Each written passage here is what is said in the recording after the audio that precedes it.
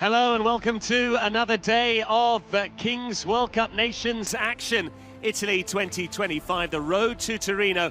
Once more, we are back at Wismar here on the south side of Milan for another day of action. It's the start of the quarterfinals as we build towards Sunday's grand final at Allianz Stadium in Turin. And before we start, Thomas Lawrence, let's talk about the last chance which came to a close yesterday. A reminder, I'm Patrick Kendrick.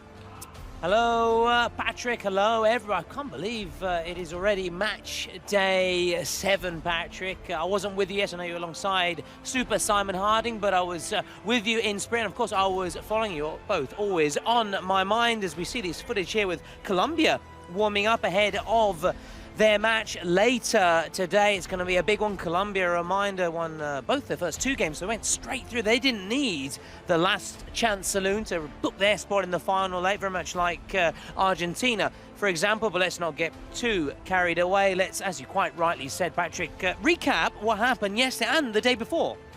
Indeed, Thomas. I was in position yesterday for Uzbekistan's win over Peru, a last gasp winner as well in added time, and Germany just couldn't lay a glove on Mexico. As for you, you watched Monday's games between Japan and Morocco and Turkey, Spain. Yeah, no, I was very privileged. I've really enjoyed watching Morocco despite their slow start. They've been a slow burner. Now they're really hitting 5th gear or 4th gear since they won a 4-2 against Japan. As for Turkey against Spain, a real shock, a real surprise in the sense of Spain, one of the teams we I mean, everybody tipped to be amongst the favourites. But just like Italy, the hosts, they have gone home. Adios, sayonara to España. But it was a great game, real good game. Spain gave it their all, but Turkey, another, perhaps an outsider, a dark horse. We'll see as the competition progresses, but they got the job done, joining Morocco, joining Uzbekistan and joining Mexico, and a man that we'll talk about later, of course, Obed Martinez, who was firing on all cylinders, going through to the final 8, the quarterfinals of the competition.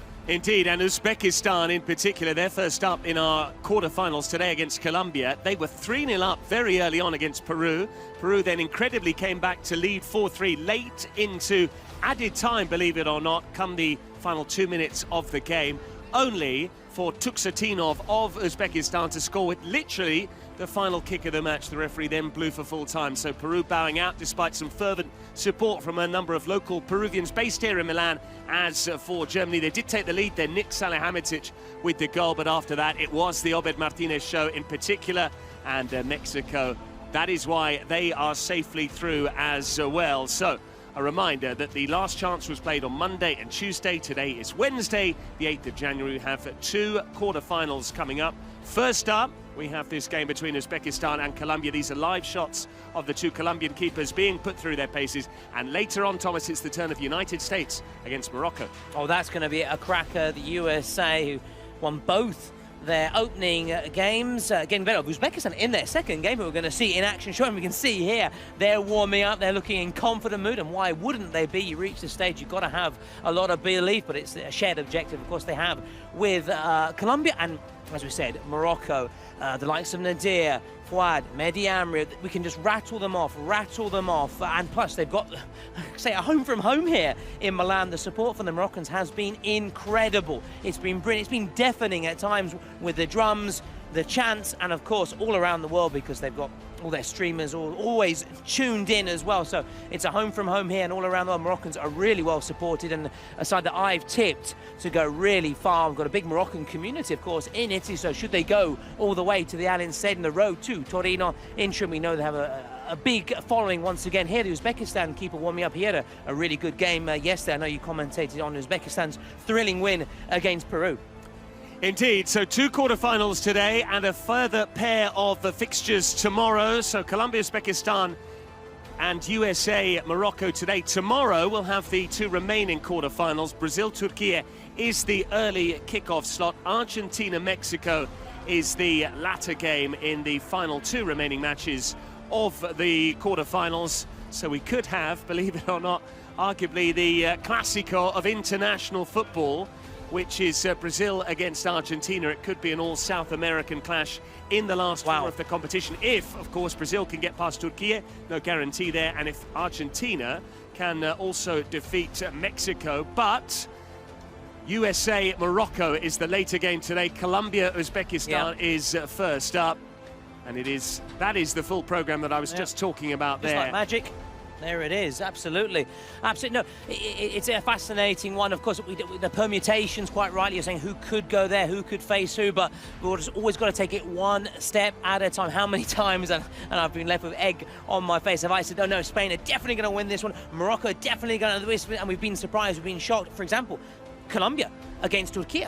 That was a game Turkey appeared to be in complete control. I was saying how they're going to go through. Colombia very perhaps lucky to find Morocco an underwhelming performance in their first match, and so on and so on. And look what happened, and look where we are. Look at the big teams that we've already said goodbye to, the likes of Japan, Spain, Peru, Germany, Italy.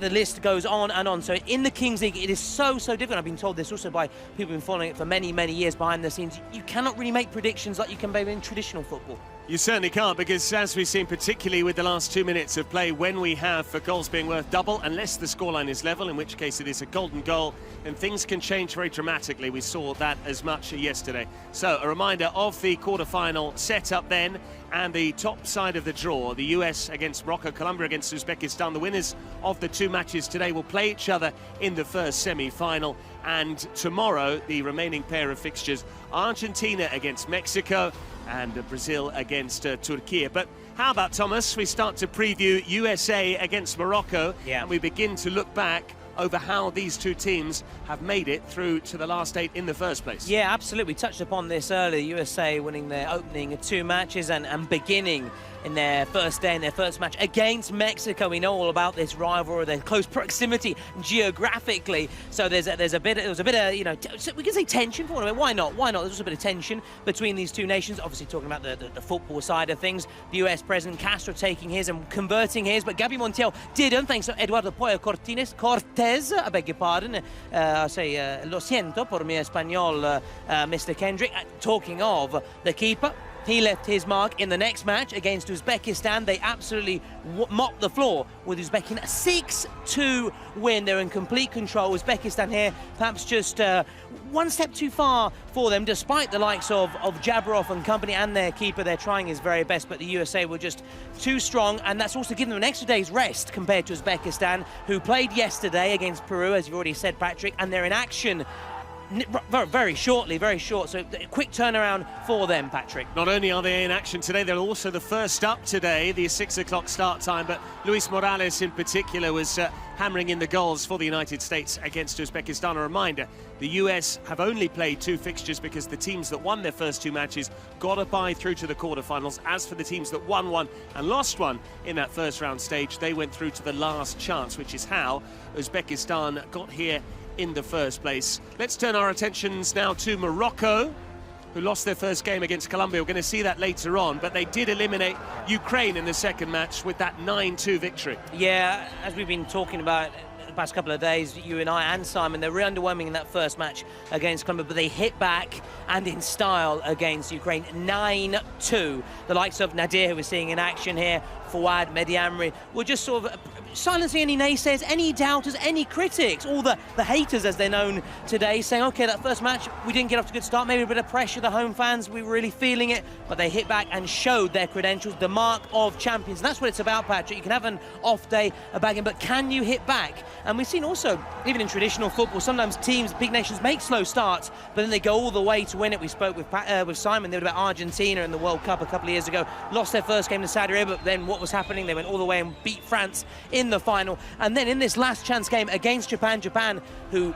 surprisingly beat Italy and then lost narrowly to Argentina, but Morocco here, again, their home support. Japan did their very best, but just like that cutting edge, Patrick, too much passing game, too much possession. It was very sterile, unlike Morocco, who were clinical. It was just a wave after wave of red attack, and look at the celebrations and what it meant to them. And it wasn't just, Patrick, the likes of Fouad, Nadir, the skipper, Mehdi Amri as well, really strutting their stuff. And we touched upon this. They like to roll on and roll off as well. Unlimited substitution, they really use that to maximum effect. And Mehdi Amri scored that wonderful goal when he rolled his sole of the boot over the ball, going round the keeper and depositing it into the back of the net. So that is Morocco, and they've been hugely impressive with those 2 players in particular, Fouad and Nadir, the reigning Corona de Oro, the Kings League equivalent of the Ballon d'Or, lest we forget. But the United States have some key players, first and foremost between the sticks, in the shape of Eduardo Pollo Cortés, who was a goalkeeper at MLS level, Major League Soccer, which is the highest level of the game domestically, and he also played in the NASL all-rookie team. The 2019-20 was voted into that, in fact. And curiously, Thomas, he's also very good at teeing up his teammates for goals. Yeah, and not only, as we saw in the highlights a few moments ago, also finding the back of the net, but that shouldn't by now come to us as a surprise in the Kings League. We saw Fukaya for Japan score against Italy. We've seen the other day, I think I'm commenting the Argentina game, was it Luis Sanchez scoring for Argentina, for example. So it shouldn't really come as a surprise, but when we say it is impressive, the fact that they try and play their part at the other end of the pitch. Not just him, I want to mention Stefan Mijatovic as well, and Nicky Hernandez, who's played for the clubs like San Antonio FC, New Mexico United. So we're talking about a side which is not just about Eduardo Pollo Cortés. There's lots of other players who can make it very, very difficult for Morocco. But Morocco have so many good players. We have already spoken about Mehdi Amri and Fouad El Amrani, but the jewel in the crown really is Nadir Loua, who was awarded the 2024 Kings League Best Player, and he is the second top scorer indeed in this competition with half a dozen goals. Only Obed Martinez has more goals than the reigning Corona de Oro. Absolutely, absolutely. The Kings League royalty, the jewel in the crown, Nadir. Impressive player. Morocco really smart the way they use him as well. We touched upon this when we saw Morocco in action the other day, Patrick. He's not always out on the pitch. They look to rest him. They use it to the best advantage, roll on, roll off. And they use him sparingly. Sparingly, very good word indeed. Thank you very much. I like that. They use him sparingly, same as Fouad. So when he is on the pitch, he can give his absolute all, leave everything out on the pitch. So it's going to be really interesting to see how he performs today. And I like to think our bosses use me sparingly as well. I know you and Simon Harding have done plenty of the heavy lifting on the broadcasting side, but let us focus back on Colombia, Uzbekistan, which is our first game of this evening. 2 matches today. Yes, we spoilt you with those first 4 days when we gave you 4 games per day, but here are some of the highlights of that game that we referenced earlier. Colombia, with that upset in the first match, beating Morocco by 4-1. Yeah, it was an upset. Seeing, as we mentioned, those players already, the experience they have in the Kings League in Spain, and then representing their national team. But Colombia were just far more clinical. We've seen that. It's all well and good keeping the ball, but if you cannot make it count, and if you cannot score your presidential penalties, you will end up on the losing side. There's a few moments of magic, but this was right on the gong, this one here, so it did count. A few moments of magic from Morocco, but Colombia, clinical Colombia, that would have been my headline, Patrick, had I been writing for the broadsheets and for the tabloids. Clinical Colombia sent a big warning sign to the rest of the competition, and this was a great game. We were together for this one, absolutely stunning. Turkey were one stage 2-0 up. Indeed, Turkey were in a 2-goal lead. They were on course to make it through to the quarterfinals directly. But in the end, it was Colombia who decided to score a golden goal, which we're going to see shortly. That was a wonderful shootout, which was deposited. But this goal from Alejandro Ortega was an absolute beauty. And in the end, there was a near-post run, again from that same player who scored the golden goal. And that was why Colombia were victorious there by 3-2. Yeah, and that's quite rightly why we've picked out Alejandro Ortega as one of the star men for the Cafeteros. Scored that golden goal that you quite rightly said, and secured their spot in the quarterfinals. 2 wins from 2, so they've got an extra day rest as well. Compared to Morocco, have had to play 3 games to get here. I just have to also be very careful because they're booting out balls out on the pitch. I don't want them to come towards us and hit me flat in the face. Ortega, but not just him, Patrick. Brian Gutierrez, Angelo Carro, the Colombian futsal player. He's now playing for Atletico Parceros at Kings League Americas. So that's how we picked out 4. Colombia for us, but what about but their opposition later, which is actually which is Uzbekistan, who got off to an incredible start, Patrick. Incredible against Saudi Arabia. Again here, they weren't tipped to win this match, actually. Saudi Arabia started as the slight favourites, and Saudi Arabia took it all the way to the very end. But they needed a golden goal, Uzbekistan, to win it 4-3. So it's not the only golden goal we've seen. We saw obviously Colombia a few moments ago, and it was, of course, Jabrov, the star man. He capitalised on an error from a Saudi Arabia player right at the death to sneak in and get the goal, which gave them that first win. We saw earlier they lost to then USN, and you're commentating, yes, here it was, that little mistake we mentioned, and they won yesterday against Peru, thanks also to Jabrov's contribution. They did. Jabarov in particular got them off to a flying start. Kitobji as well, the goalkeeper, helped tee up the skipper there for the second goal. They were 3-0 up in double quick time against Peru, and it looked like it was going to be a formality, this result. Again, Jabarov scoring the third. In fact, his two goals were sandwiched either side of the strike from the skipper. But then it was all about Peru. They scored a double goal, having got back to within one at 3-2. And this was Route 1. This was Alvarado, Simon's favourite player, the captain there, nodding at home. Then El Baron with the drop of the shoulder and the finish past the goalkeeper. Then it was 3-2. But this was the all-important winning goal in the second minute of added time, literally the last kick of the game. And that's why from 4-3 down, they eventually won by 5-4. Shakhriyar Jabarov, Thomas, who we've seen milling about the place. You had a bit of a chat to him earlier on. You wished him the best of luck. Absolutely. That's the beauty about being on site. In fact, a lot of the questions we do get, Patrick, you are and Summer, is whether we're actually here at Visma. Absolutely, of course we are. And we get to rub shoulders with some of the Kings League royalty and the stars. We saw the other day, Simon Fouad, for example, had a quick little nod. We saw Piqué, of course, with part of the draw. James Rodriguez is here as well. So we get to see them all. And yeah, we wish best luck to everybody. And we are broadcasting all over the globe, but lest we forget, we've got 3 ad hoc customised broadcasts in English, which we are currently speaking naturally, the domestic broadcast here in Italian, plus Spanish, which really is the lingua franca of the Kings League, because that's where the format was first developed by Gerard Piqué et al. 4 further broadcasts in some really international languages, Portuguese serving the Brazilian market amongst others, German, French and Arabic, and in fact French and Arabic, well, that's a double whammy for the Moroccans, 2 of the official languages of that country. More than 40, believe it or not, creators channels all over the world, and 20 linear TV stations that are also broadcasting Kings World Cup Nations. There's so much interest in this, as we've seen, not just from the fans here, not just from our streaming figures as well on YouTube, but also the huge rush for tickets that there has been for Sunday's final at Allianz Stadium. A reminder, we're building up to the home of Juventus, which is where this will all culminate on Sunday, the 12th of January. Yeah, Patrick, and it's not just going to be the Kings League, or rather the Kings World Cup Nations final, and it remains to be seen who is going to be there competing for this big prize, this inaugural competition. We've also got another household names, plenty of famous faces before the final. So let's find out a little bit more.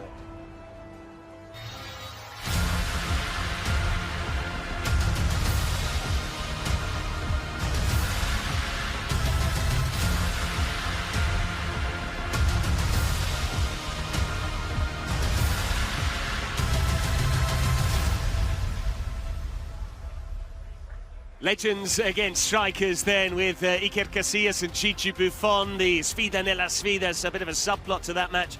2 iconic goalkeepers, arguably 2 of the best of all time, if not the best of their generation. Plus Andrea Pirlo going back to his old stomping ground, Juventus. And who can forget Sergio El Kun Agüero, who will be in action tomorrow, lest we forget, in Argentina's quarter-final. Talk about a cheat code. Speaking of which, we've just seen that James Rodriguez is also pitch side here for Colombia. He is currently posing for some photo opportunities. He's wearing his jersey. He is going to be taking the presidential penalty. But Thomas, I'd just like to give you one more statistic, which is that we have had more than 1.5 million devices when it comes to peak numbers here, which is more than the figures we achieved at the Kings World Club Cup in Mexico City last year. That is fantastic, Patrick. And another fantastic thing about the final on the 12th of January is it's not just about culture, it's not just about football. We also have a very special artist performing.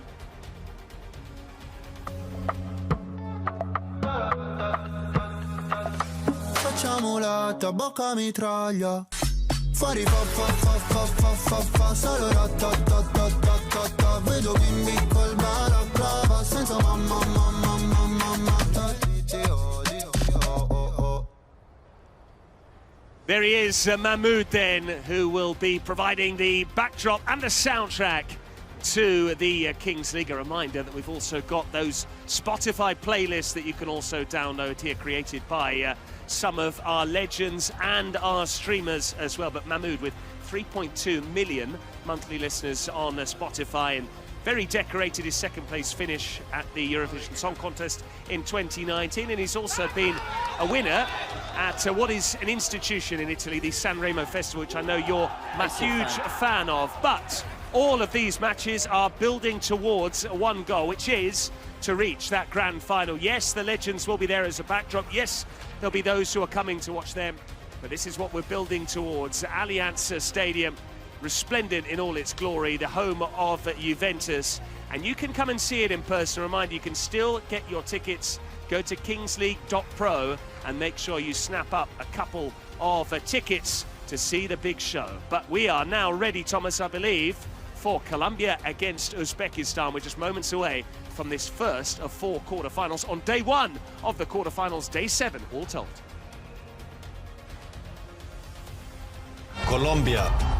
When the tricolor plays, everything else stops. The greatest enemy becomes an ally, and any past grudges vanish. The challenge is monumental. Victory or victory. Uzbekistan, the last to join the World Cup. Many thought they didn't belong, but they were wrong. Now they are here and ready to silence anyone with doubts, proving with goals and spectacle that they deserve their place.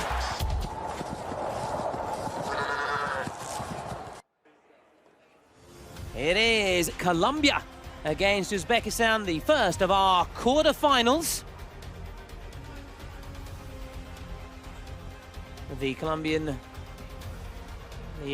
team pre-match prep talk, and we've also got a special pep talk from James Rodriguez on the way, the Colombian legend. Bueno, muchachos, saben que estamos orgullosos de todos ustedes. Esta camiseta la verdad que pesa mucho cuando estás jugando por tu país. Eso es algo único. Todas sus familias lo están viendo, así que denlo todo hoy y que todo salga bien.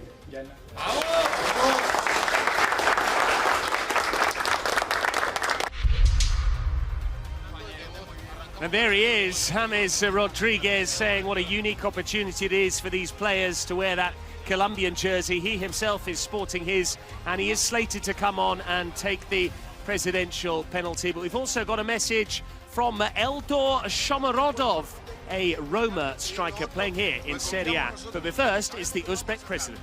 Bolalar, o'zinglar bilasizlar, bugun bayram nafaqat biz uchun, butun O'zbekiston uchun bayram. Chunki bu jahon chempionatida biz chorak finaldamiz. Tarix yoshi davom etamiz. Sizlarga qanaqadir ortiqcha motivatsiya berib o'tirishim shart emas. Prosta chiqib, o'zimizni o'yinni qilib, maza qilib ketaylik, bolalar. Futbol o'ynashni bilamiz va bu bizning ish, o'zimizni ish qilaylik. Bugun yana bitta juda ham muhim odamdan motivatsiya so'zlari bor ekan, o'shancha eshitamiz. O'zbekiston Media Ligasi jamoasiga bugungi chorak finalda omad tilaymiz. Butun O'zbekiston sizlar bilan, olg'a yigitlar. Eldor Shomorodov, formerly of Genoa and Cagliari, but he got his big move to Roma, and he can be relied upon to produce big goals. Uzbekistan are hoping for something similar. Jabarov, who really is the Eldor of the Kings League, he'll be the main goal threat for Uzbekistan, but 2 of their most recognisable players spoken here pre-match. James Rodriguez, who is in the arena, Eldor Shomorodov, no doubt watching on from Rome, cheering on the Uzbeks, and we are just moments away from the 2 respective national anthems. It is the first of 4 quarterfinals, and it's going to be tough to call. Stay with us.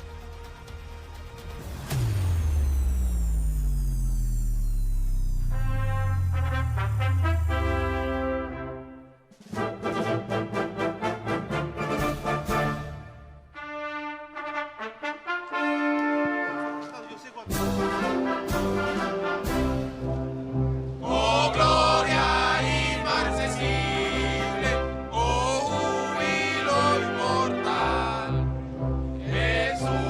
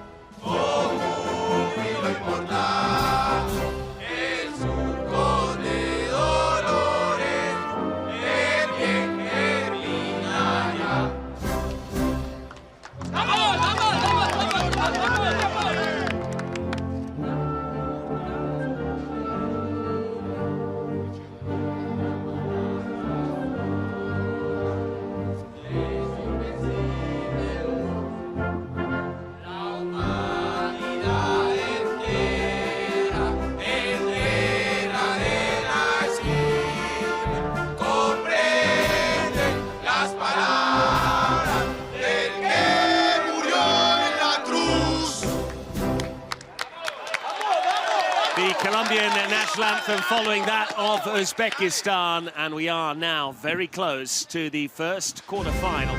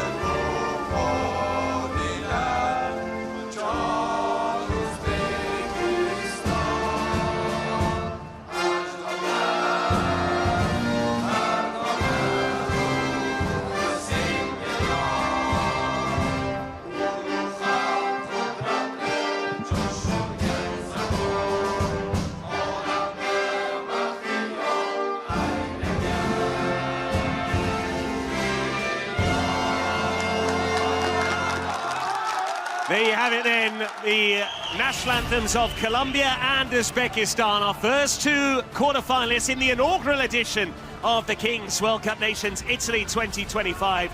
The road to Turin continues here at Wismara on the south side of Milan, and Thomas Lawrence, our Twitch viewers, say that Colombia are going to edge this one. Yeah, very difficult to argue with them, Patrick. Colombia have an extra day's rest as well, having won their first two games, going straight through to the final eight. Uzbekistan 3 games to get here, but then again they've got momentum behind them, so you never know, anything can happen in the Kings League. We know what these sides are all about, their strengths, their weaknesses, and one of their strengths is certainly not singing, Patrick. I must admit they're great players, but they wouldn't get through on X Factor or Kings League's Got Talent, that's for sure. As we go through the final handshakes, yeah, it's pretty much a whitewash on Twitch, Patrick. It's a landslide. Colombia, strong favourites to win it. You say that, but yesterday we had more than 90% tipping Peru to beat Uzbekistan, and Uzbekistan, despite having 9% of the public vote, did actually go on to win that game, albeit with the last kick of the game. The secret card, sponsored by Spotify. These will be drawn by the two head coaches, I believe, pre-match. They can't be played until the second half. Reminder of the format: two halves of 20 minutes each with added time. The first 5 minutes will feature one outfield player plus a goalkeeper. Every 60 seconds that elapse, a new player will join the action, enter into the fray until it is the 5-minute mark, by which time we'll have 7v7 all told. The box there is ready for the ball to descend from 5 meters high, and we will be getting underway here at Wismara. The drone is flying, the lights have been illuminated, and it's lights out and go, go, go at Wismara. And as we've seen so many times, Jabarov darting upfield, but he's beaten to the ball. First possession for Colombia. Yeah, Colombia on the ball, reminding that first minute. In this first minute, the keepers cannot come out there, and also you've got to be really careful, attentive to disciplinary matters, because if you give away a foul hit, as the shot may come in, Patrick. Indeed, John Palacios trying to get the better of Jabarov, and Palacios shoots, albeit off target. And this has been Uzbekistan's ploy throughout the tournament so far, as James Rodriguez watching on there, that they have gone with the gloveless goalkeeper, which is alias Kitobji, albeit I know Simon likes to call him by his full name, which is Radion Yangirov. He tends to do most of the goalkeeping duties as and when they can use his ability with his feet. That's why he goes gloveless, bit of a showboater. But it's his colleague, typically, Timur Golikov, who tends to make most of the saves once it's 7v7. But Jabarov is the first outfield player on. He's about to be joined by his skipper, but first of all, he's trying to get away from John Palacios. Now he might be able to square it for the captain. Instead, he only has eyes for goal. Still Jabarov. Now the keeper's out as well. Patrick, here he is. You know, he likes to get involved in the final third, maybe have a strike. It's Jabarov again, Patrick. And the captain is Jav Lomblek on the far side, but here is Kitobji. Jabarov looking to open up the angle. He tried to bend it. In the end, he cut across it and sliced it off target. Yeah, it's a disappointing end, but it's something to build. It's effort at the other end of the pitch. It's all. You spoke about this, Patrick, time and time. It's a confidence game as the Colombia keeper's out now as well. He's there on the overlap. He is indeed. Good to see there. It's Camilo Mena. They do have Jovan Cardenas as well. Open shooting opportunity here. Didn't really take the chance, which is a little bit disappointing there. Brian Gutierrez, alias Guti. Another of the Gutis we've seen was the Spanish Guti, but that is Palacios into the top corner. And John Palacios, with what appeared to be his weaker foot, has smashed one home. And James Rodriguez knows when to recognise talent. Game recognises game. King James watching on from his tower and approving the royal seal of approval. And we're going to see him in action later, Patrick. I cannot wait. Advantage to Colombia. Can Uzbekistan hit back, though? Difficult start for them. The keeper's out as well, trying to get involved. Now Jabarov. We have a little dart here, a little drop of the shoulder. Need to step it up. It's a bit sterile. That was the goalkeeper trying his luck. He's now out of goal. That's perfect, and that's a goal. Fabulous. We mentioned it pre-match, how goalkeepers would come into their own, but that's what's called a sidewinder. Just the way he fizzed it home, Camilo Mena made the save, gathered the ball, and all he had to do was strike it straight and true. It was straight, it was true, and it's now 2 to Colombia. Classy, Camilo. We've spoken about his cat-like reflexes. But on that occasion, showing his eye for goal, quick thinking, full marks to the keeper. He's not the first keeper to put his name on the score sheet in this competition. And he won't be the last. He certainly won't. I might fancy Uzbekistan keeper to put his name on the score sheet. He's trying to get involved again. They've got to run a few risks now to try and get back in the game, but they don't want the game to run away from them, of course, and give themselves too much of a mountain to climb. Uzbekistan will know that if they do fall behind in the early stages here, they shouldn't panic. Peru didn't. They were 3-0 down to the Uzbeks. Eventually they were 4-3 up, only to lose 5-4. But here's Jabarov, lovely ball. Jav Lomblek's touch was heavy, and that's what allowed John Palacios, the scorer of the first goal, to make the save. Yeah, no, great stuff there from Palacios, decisive at both ends of the pitch, as Uzbekistan do their very best just to pass it around. They've seen plenty of the ball, but as yet no real clear-cut chances. Camilo yet to really be worked. We have cut on a couple of occasions to the Colombian streamers as Uzbekistan strike the post. Really good try there, and he was not far away at all. Muhammad Al-Mansurov. Now, just trying to always keep an eye on James Rodriguez, who's to our left. They can call a presidential penalty in the first half, of course. That's a different rule compared to the Spotify secret card. I would be quite surprised should they do it this early in the game, but you never know, you never know. And the reason why you're speculating is because out of shot, we actually saw him bouncing up and down there on his toes, James Rodriguez, as if he was about to come on. Here goes Jabarov stealing the ball for Uzbekistan. They poke it through towards Jav Lomblek. But there, again, was John Palacios, who's made a really good start to this game, as have Colombia as a whole. The 5-minute mark is about to strike, and that means it's now 6v6 outfield players plus the keepers, and we no longer have the staggered start, which is one of the iconic features of the Kings League. And they've called it, Patrick. They have called it. Well, that's why he was being put through his paces, James Rodriguez. We are going to cut to him very shortly. It's not just one cameraman on in this too. Well, that's what you get when you get a global star. Who can forget his star turn at the 2014 World Cup? I think he was the joint top scorer in that competition, scored a worldie as well, chesting it down and strike it home on the volley on the turn, one of the all-time great World Cup goals. But here go Colombia, they're in for a third, and of course he strokes it home. That was so easy in the end for Brian Gutierrez, and Guti makes it 3, could have squared it, but he was confident, he backed himself, and very shortly they're going to have the chance to make it 4-0 from 12 yards. And that was the same as one of the all-time great Kings League goals, but it was certainly a well-worked team move, smartly done, opening up the space, and what a finish. And now, Patrick, they can extend their advantage even further. They can. The iconic number 10 shirt. He's so famous in Colombia that he goes just by his first name, James. And an opportunity now for him to get the better of the more established shot stopper, as I said, Timur Golikov, who could have something to boast about on his CV very shortly, because all the pressure is on James, albeit Colombia lead by 3-0. It is James Rodriguez, and it's saved! Well, he congratulates the goalkeeper, terrific sportsmanship. It just goes to show you can be one of the big names in the global game. Islam, meantime, is celebrating the Uzbek president. But despite his reputation, despite everything he's achieved in the game, despite him getting warm, James Rodriguez denied by Timur Golikov. Big boost that for Uzbekistan, who have now called their own presidential penalty.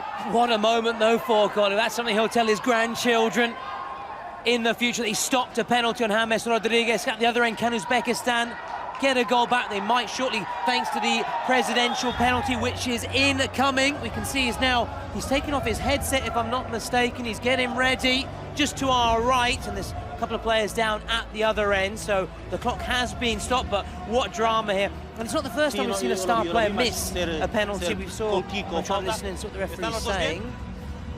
Yeah, just keeping an eye on a couple of players. There's a bit of collision there down at that end of the pitch with one of my boys, Denilson Lobon, who's been one of the goal scorers this week. But it is now the turn of Islam Abdu Jabarov, not to be confused with Jabarov, the player wearing 9, who's Uzbekistan's top scorer. And Islam has impressed me so far in terms of the penalty, presi penalty as they're known here, the presidential penalties, to take the expression from the native Spanish. And I've been very impressed by his exploits here from the spot. I'm fully expecting him to convert here because they've got a bit of momentum, Uzbekistan. It's a crazy statement considering they're 3-0 down, but having just denied the great James Rodriguez, now I expect Islam to get Uzbekistan on the board and back to within 2 goals. Yeah, big moment. It is Islam, and he's put it wide after Camilo Mena went the wrong way. All he had to do was hit the target, and yet instead he dragged it wide. A shake of the head. He knows how costly that could be. Wow, wow, wow. 2 penalty misses in quick succession. What drama. And they've been used up inside the opening 6 minutes. Normally we see them played in the second period. And Uzbekistan fluff their lines and miss a great chance. That would have been a real lifeline for them. They have their secret card, of course, but they have to wait until the second period. They still trail 3-0. He just walked below our position, did Islam Abu Jabarov, and was trying to somehow encourage him because he's very down in the dumps, but he was in the zone, really, still very focused in his own bubble. As Colombia looking to shoot again, that was Alejandro Ortega. Instead, the skipper picks up the baton, Angelot. Good work here from Alexander as well. Alexander Rodriguez. Well, they're just so technical, these Colombians. That's why they lead by 3-0. They've got quality all over the pitch. The last touch there was off Alex Rodriguez, though. And here go Uzbekistan, still seeking their first goal of this evening. They might get it here. Excellent defending from Denilson. And you can hear the cries there, tranquilo, keep it calm, but he's determined, a man on a mission, Alejandro Ortega, who is really one who has caught the eyes so far, wearing 11. Score of that golden goal, lest we forget. Yeah, against Turkey to send Colombia through, and They beat Morocco in their first match. We've spoken about perhaps Morocco a bit underwhelming, we expected more, but 4 marks to Colombia. They went out and won it and were clinical. They were, and the way Colombia have started this match, you have to speculate as to whether they might be the favourites on the top half of the draw. Yes, the United States have been impressive. They're the other team that won both of their first 2 matches. A bit of concern here for Lazlibek Saidov. He's down getting some treatment. Islam still mulling over that missed penalty there, and understandably so, because he has been pretty reliable, and they really take it seriously, and so they should as well. They're representing their country here. It's being streamed all over the world. James Rodriguez is affording himself a smile. Islam seems to be in a more meditative state. Yeah, I didn't think he struck it, or both players were struck quite well, to be fair. They weren't poor penalties, but obviously for the Uzbekistan president there, the disappointment, because he just dragged it wide. As for James Rodriguez, perhaps just to get enough into the corner, but well done to the keeper as well. But as you're saying, they take it very seriously. It's competitive. There's a big trophy on the line. It's the first ever edition of the Kings World Cup Nations. Indeed. You can make history here. À jamais les premiers, as the French would say. Forever the first. So, Uzbekistan with a free kick. They're going to try their luck as well. They might here. Estin Ilsen getting in the way. Brave defending from him. But it was firmly struck by Tuksatinov, who was the scorer of that winning goal in dramatic circumstances against the Peruvians. And it was incredible, the scenes, really, because it was so loud in here. Peru had packed out all of the end away to our right, which is the goal Colombia attacking. Tuksatinov again. This one's on target, but easy for the goalkeeper. But just coming back to those 2 presidential penalties, Thomas, it's interesting because basically what dictates what is a good and a bad penalty is whether you score. Ultimately, it's the outcome. Yeah, so, well yes, said. Islam might have sent the goalkeeper the right way or the wrong way. He might have just guessed wrong, but ultimately he missed the target. James Rodriguez hit the target, but the goalkeeper went the right way, so the outcome's the same. Here's a chance, but Camilo Mena again very swiftly off his line. And here's a chance! Beauty from Ortega. He just keeps producing, and it is the iconic celebration. We keep seeing the Nani-style celebration from Alejandro Ortega, and James Rodriguez is on his feet. He appreciated that. Yes, he was close to the opposition goal, but he still had to sweep it on the volley. Camilo Mena with the assist. What a finish, and what about the celebration as well? Faustino Asprilla will be proud of that himself, the Colombian great. And check this out again. Do you get an extra point for a celebration like that? That could be a rule in the future, I don't know, but what a goal, what a celebration. Then a step closer, the shot comes in, and it's palmed away by Camilo. It is Camilo Mena getting down. He's already scored one. He's now provided an assist. He's been a huge part of the foundations that Colombia are building. That's another save. Previous effort was to keep out that man on the far side, Akhmedov, wearing 69. But this is very one-sided. A reminder, though, about Spotify, one of our partners. You can, if you need motivation for the new year, go to check out the Kings World Cup Nations playlist. It's made by your favorite streamers and players.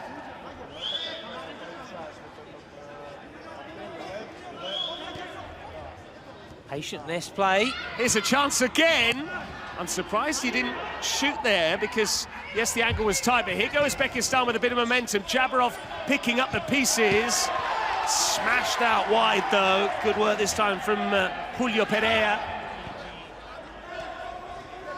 Yeah, this is a real difficult situation right now for Uzbekistan. Again, James Rodriguez smiling away, the Colombia president, for today alongside those streamers. They're in a great, great position. And you mentioned the side of the draw, you would avoid the likes of Argentina and Brazil, but we'll talk about that shortly because Colombia look menacing every time they're on the ball, Patrick. Yeah, I don't think I've seen a better team in the top half of the draw than Colombia, who come forward again here. And because of this scoreline, they're 4 goals to the good, despite them spurning their presidential penalty, they still have the ability to rest and rotate and freshen things up, and they've just got such a deep squad. We tend to see that Uzbekistan are heavily reliant on Java wearing 10, on Jabarov wearing 9, trying to win that 50-50 there, whereas Colombia have just so many options, goal threats, they can hurt you from almost anywhere. Yeah, that's the thing, and every time they just venture forward, they give you that impression they can score every time they're on the ball. You mentioned their technical ability. all across the park, and even now I'm scared to keep talking, just a shot could come in at any time. It could, and he's looking to open up the angle here. That's Alex Rodriguez, tried the no-look pass. It didn't quite come off, having been fouled by Axel Quintero, who wears his nickname on the back of his shirt, La Fiera. Depends what the players want. Some of them go with nicknames, some of them go with their surnames. It's really up to them. Here's Jabarov, he was caught. That's going to be a free kick, and Uzbekistan might just ask for a yellow card as well here. Jabarov is going to demand the ball so he can try and score from the free kick. And ideally, Thomas, they need to score because they can't play that secret card until the second half. The final 2 minutes of the first half is when we'll roll the Red Bull dice to see how many players will be on the pitch. So there's no way of them doubling up their goals. They simply have to try and score and eat into this lead, which is fairly healthy for Colombia. Yeah, and Colombia have afforded very few chances. This is an opportunity, dead ball situation. This could be a route back into the game, could. It might be Tuksatinov. My money is on 9, though, Jabarov. It is Jabarov, and there's a chance. It didn't go in somehow. How did that ball stay out there? Between them, Colombia got it away, the goalkeeper and the defender, but that really should have been put away by Javlonbek. Instead, he missed from very close range. Did it catch the post? It did, and then caught the goalkeeper. Yeah, unbelievable. How has that stayed out? I think on both times. Post goalkeeper crossbar.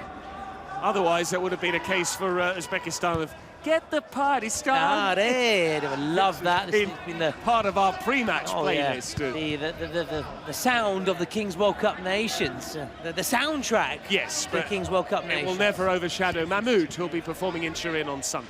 On the 12th of January, don't forget, ahead of the Kings World Cup Nations final, and Colombia looking good to go all the way. Mansurov nearly lost out to Angelot there, who is the heir apparent to James Rodriguez, wearing 10, wearing the captain's armband. Yeah, El Capitano. I think it's El Capitan. El Capitan, Guardia, again, confused with me Italian. We are in, of course, in Milan, in Vismara, home to AC Milan Academy. Yep. We're nice and warm in here. This covered pitch. It's been a bit drizzly recently, so much so I got mud on my shoes on the way in. Slipping over in the car park. Here go Colombia again. In complete control here. It's been so one-sided, this, but if we learn anything from Kings League, it's that the majority of matches are tight, even if the big moments come at the end of matches when goals are often worth double. Final 2 minutes of the 40, lest we forget.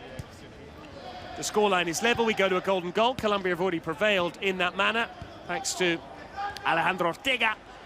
But if there were to be a team winning, then any goal that's scored in the final 2 minutes is worth double, which is what allowed Uzbekistan to come past Peru.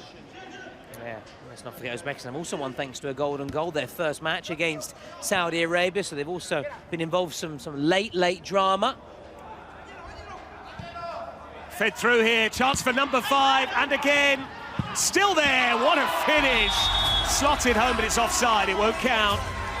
The initial passage of play saw that man running through Axel Quintero. He was the wrong side of the last defender, so the neat finish on the volley from Angelot Carrot does not stand. Well, that's a shame for Colombia. The joy is short-lived, celebrations cut short, but they might be celebrating again shortly. Look at this from Denilson. He's won it back, and he leads the charge.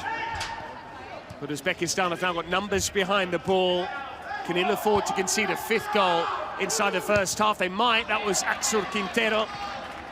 And he charges off now, and we are 2.5 minutes away, Thomas, from the 18-minute mark. Remind newcomers to Kings League, and you and I were in that boat just 7 short days ago. What does it mean? Now we're veterans, now we're experts. Yeah, we're going to have the Red Bull roll of the dice. So one of the presidents will roll the dice, and depends on the outcome of what comes out on the dice. There's a amount of players that will be involved in the final 2 minutes of play. And Patrick, you have to help me with my Portuguese here, but it's one of the Brazilian presidents, Estagiário, is that how you pronounce it? I don't know what that means, but... yeah, that's Estagiário. Thank you. Estagiário, which is an intern. Oh, there you go, there you go. Good, so he'll be rolling the dice. And we'll see what happens. It could be a little turn. I hope it's a 1v1, no keepers, that's my favourite, but we'll see, we'll see. He might keep this in play if he can square it. He could, but it's straight into the goalkeeper's hand, so yeah, is the equivalent of il.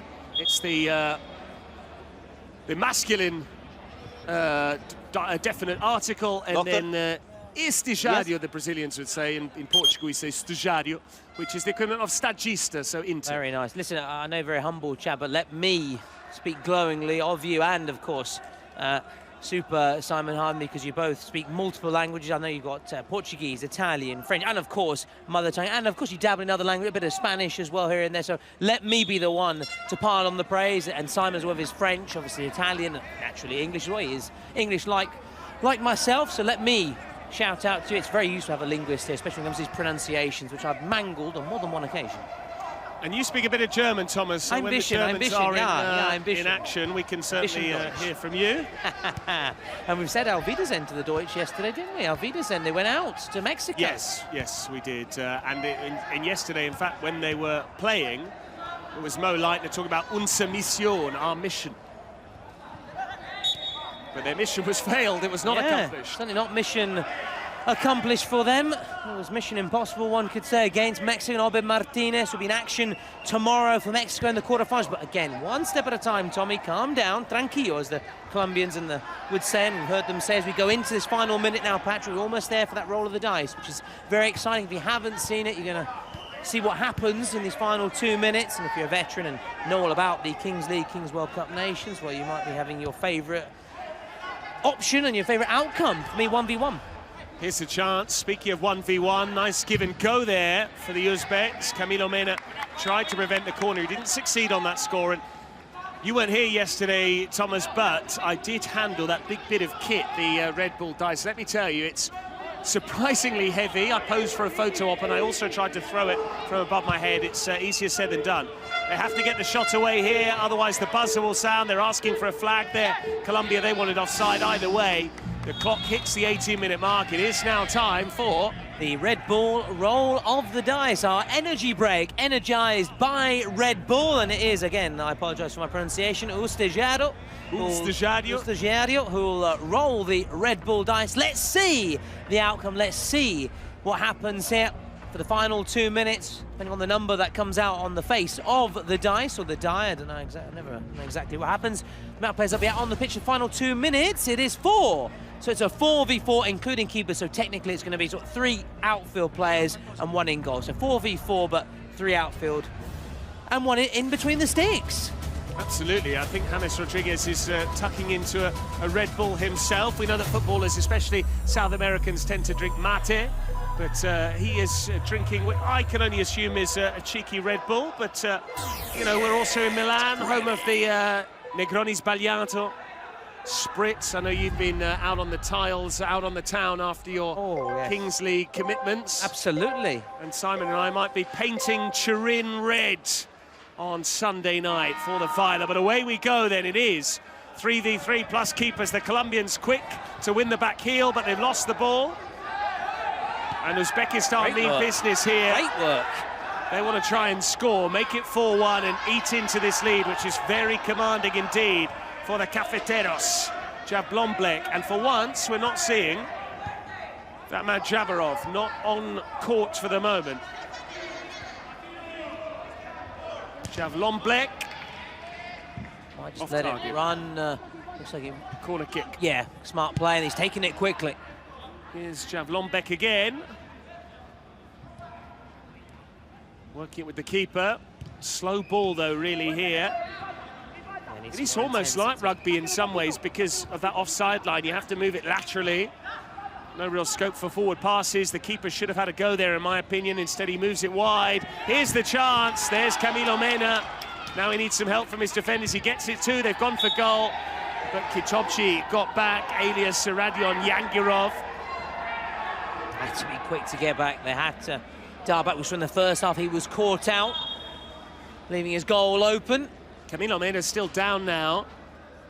And Colombia won't want an injury to him. A reminder, he's already scored one. He's teed up another. He has had a hand in half of their goals. 2 goal contributions, as they say in the modern game, a goal and an assist. And some concern there for James Rodriguez, along with the Colombian streamers. And on the right side, top right of your picture there, that is Islam, who is the man who missed his penalty. Also the Mexican president here, watching on. Maybe a bit of scouting, who knows, for a potential semi-final final. Gabi Montiel.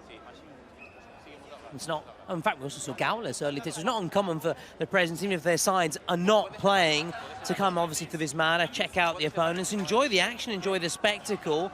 And the treatment continues here for Camilo, who not just involved with the goal. So there's a rallying cry there from the Uzbekistan presence. Yeah. They're taking the opportunity just to bellow out from one side to the other. The players are gathered on the other side of the court, but it's getting his message across in his native tongue. And I suppose the good thing, whilst we had lots of Spanish-speaking nations in the Kings World Cup nations, Uzbekistan are fairly unique. There's no other team that will be able to decipher what they're saying. Maybe if we had some former Soviet Union countries here, then they might be able to glean some of the message. But no, it's pretty indecipherable there. So Islam, I'm sure, might have come up with a special ploy here, a game plan to try and outfox the Colombians. We'll see whether any evidence of that now emerges.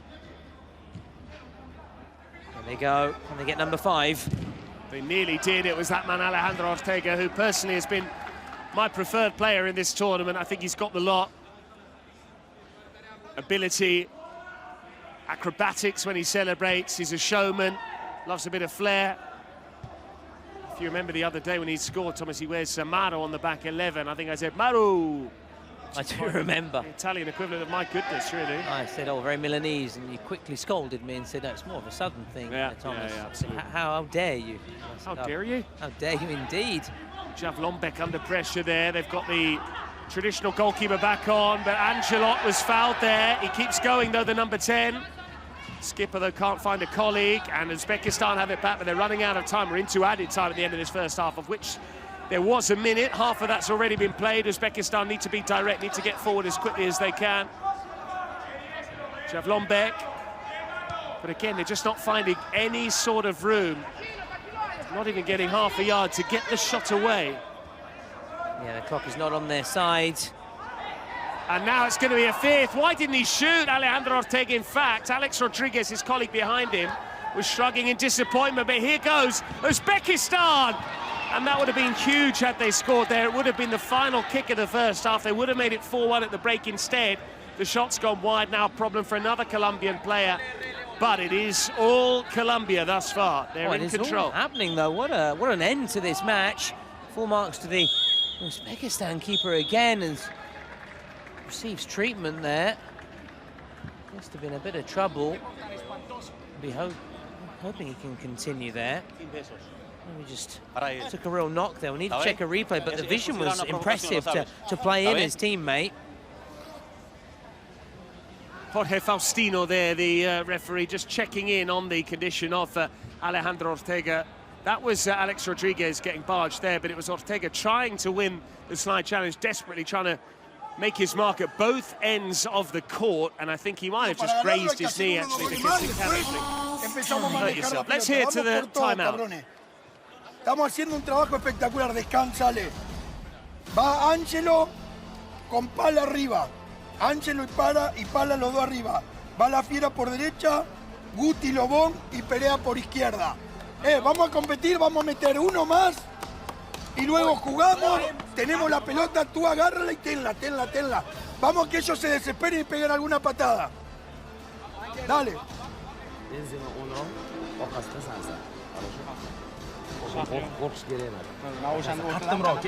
Keyin borgandan keyin ozgina kontakt qilaring, kontakt bo'lsin. Sal qattiqroq. Ili, давай, Ali chiqsan hozir. Yezina bo'stoga, давай, Ali. Gaz bilan keling. Хорошо? İşte Shahri bilan qani pastidasan, 3ta chiqib ol. Давай.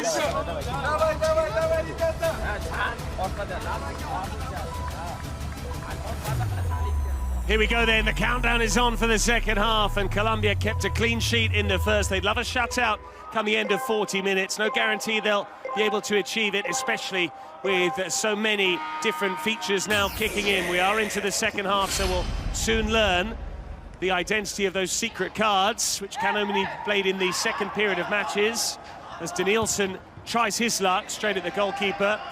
We have already seen the 2 presidential penalties, so we won't see those now. But come the 38-minute mark, Thomas, what's going to happen? Yeah, come the 38-minute mark, you cannot use those secret cards. You have to use them, well, as you see fit before that 38-minute mark, and then as we go into those final 2 minutes, should it be like this way with Colombia leading, then the goals would be worth double. But Uzbekistan have a huge task on their hands. Interesting what the secret card is. If it's Uzbekistan have, say, a goal's worth double, I don't think there'll be much use to them right now because they haven't really been that threatening in the final third. You've got to hope for them it's a shootout, perhaps, or a penalty, or a suspension, take away a play, give them a bit of numerical advantage. You've got to hope for something that can really help them out in a situation like this. Absolutely.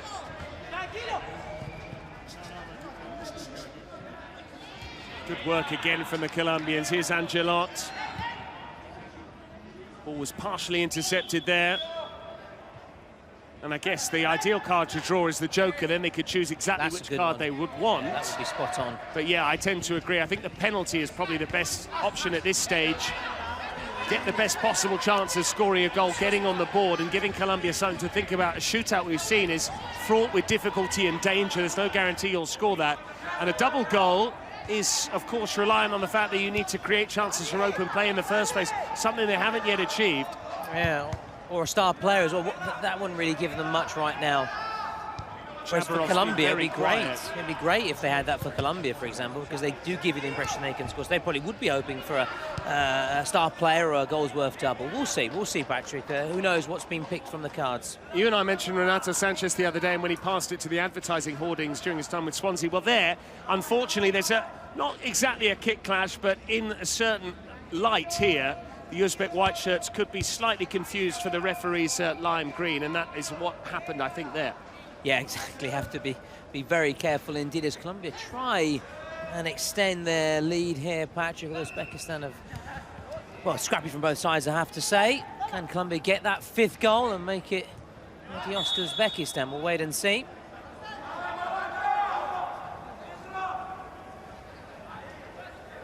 Reminder, the final in Turin on the 12th of January. In the Allianz Stadium. We'll see whether Colombia will be there, or who knows, Uzbekistan. There is still time left, and of course those secret cards are fun that we played at the Allianz Stadium thanks to the support of the Regione Piemonte, the Comune di Torino, the Città Metropolitana di Torino, the Fondazione per la Cultura Aniren. Angelot was nearly through there. Angelot saved by the goalkeeper. A reminder, if you don't speak Italian, those are our institutional partners, the region of Piedmont, which Turin is capital of, the city of Turin, the city council, and the cultural foundation as well of the city itself. They've all helped to make this event possible, along with our sponsors as well, the likes of Spotify and Red Bull. And we thank our hosts, Vismara, so courtesy of AC Milan and indeed Juventus, laying on Allianz Stadium for us on Sunday. I can't wait to be there to see the likes of Kun Agüero, who we'll see as well in action for Argentina in the quarterfinals there up tomorrow, along with Casillas, Buffon and Andrea Pirlo, a match between the legends and the streamers. Amazing. Some household names, some cultural legends, some football legends, some Premier League legends, all strutting their stuff ahead of the fight. It'd just be the perfect way just to lift the curtain up on what's going to be a great day in a beautiful city, a stunning city. And it is mixed teams as well, lest we forget, so it's not going to be the legends on one side against the streamers on the other, which means that we could have a Pirlo penalty. I do wonder whether he might go for the Kukiai or the Panenka if he were up against the likes of Buffon or Casillas. Jabarov there has gone clattering into Denilson, who's down holding his face. Some of the Colombian players unhappy with the Uzbekistan number 9. James Rodriguez is being giving his reaction to every major incident. That was a little bit naughty there from the number 9, went charging in from the side, and surprised that Jorge Faustino didn't have a word, at least, if not, produce a yellow card for Shakhriyar Jabarov. Yeah, it was unnecessary. Also that part of the pitch as well. What are you doing? He's a lucky lad, indeed, but we've seen the referees try their very best to keep their cards in the pocket and let the game flow as much as possible. As we saw then, but all okay, back up on his feet, and we're back underway. And Colombia just in control, just protecting their advantage. Why not? Why not? No need to really force the issue, open themselves up, take any unnecessary risks. Who knows what card they've got? They would love a penalty, I think, or that'd be really good for them. A penalty would be perfect for them. A reminder, later on, we've got the second semi-final, the United States against Morocco. The Moroccans are already in the house. They are currently populating the goal behind Camilo Mena, the Colombian keeper. as Uzbekistan plot a route back into this match. Nielsen Lobon again shepherding it out very easily indeed. But Morocco up against the Americans. The Americans do have some compatriots that are based in Serie A who we might be hearing from later. No spoilers there, but if you are familiar with Serie A and some of the Americans that play in the league, you might be able to put 2 and 2 together. But you'll see whether you're right in the due course. Meantime, Colombia switching it long towards Danielson. But, Thomas, yes, my hunch is that Morocco might just get the better of the United States. But if the US were to beat Morocco, that means that they would probably have enough to really test Colombia if it is going to be the Cafeteros in the quarterfinals. So far, it's looking that way. Yeah. But I don't see any potential semi-final featuring Colombia being as one-sided as this quarterfinal has been thus far. No, absolutely not, absolutely not. Because for me, you mentioned how you've really enjoyed Colombia. For you, perhaps from what you've seen on the evidence in the best teams. For me, Morocco in the past 2 have been like that. So we're going to see 2 teams that have the potential to go all the way as it's nodded out, and we have a secret card. So this is the big moment. Let's see what the Uzbekistan Spotify secret card is. Big moment here. They'd love the Joker. That gives them free reign to select what they want, but otherwise they are at the mercy of whatever is drawn here. The Spotify secret card. We don't have card.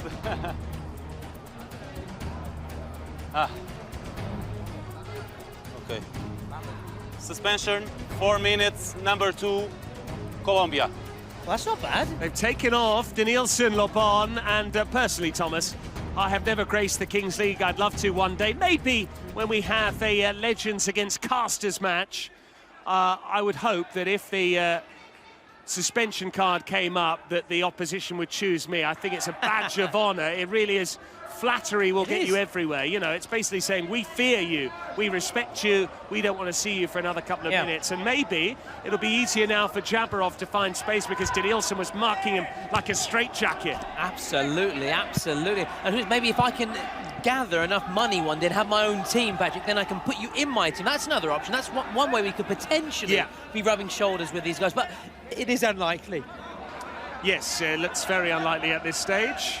I've taken the wind out of Thomas Lawrence there because whilst I was talking about tight marking with a straitjacket, I literally grabbed hold of him, had a little squeeze, and so I knocked the wind out of him. So I apologise if it does become a one-man show, one-man broadcast, then that is my fault. And it's intercepted here by Colombia, but he can't quite get to the loose ball. He might just get there. Terrific commitment to go with the diving header. Nothing doing, says Jorge Faustino, our match official. But that was nearly 5-0, and that was nearly game over. Yeah, very nearly game over indeed. It might have been almost for a moment, a one-man commentary. This has been a very much one-sided game. Unless Uzbekistan can capitalise on this numerical advantage. It doesn't look like it, though, Patrick. It hasn't really changed much at all.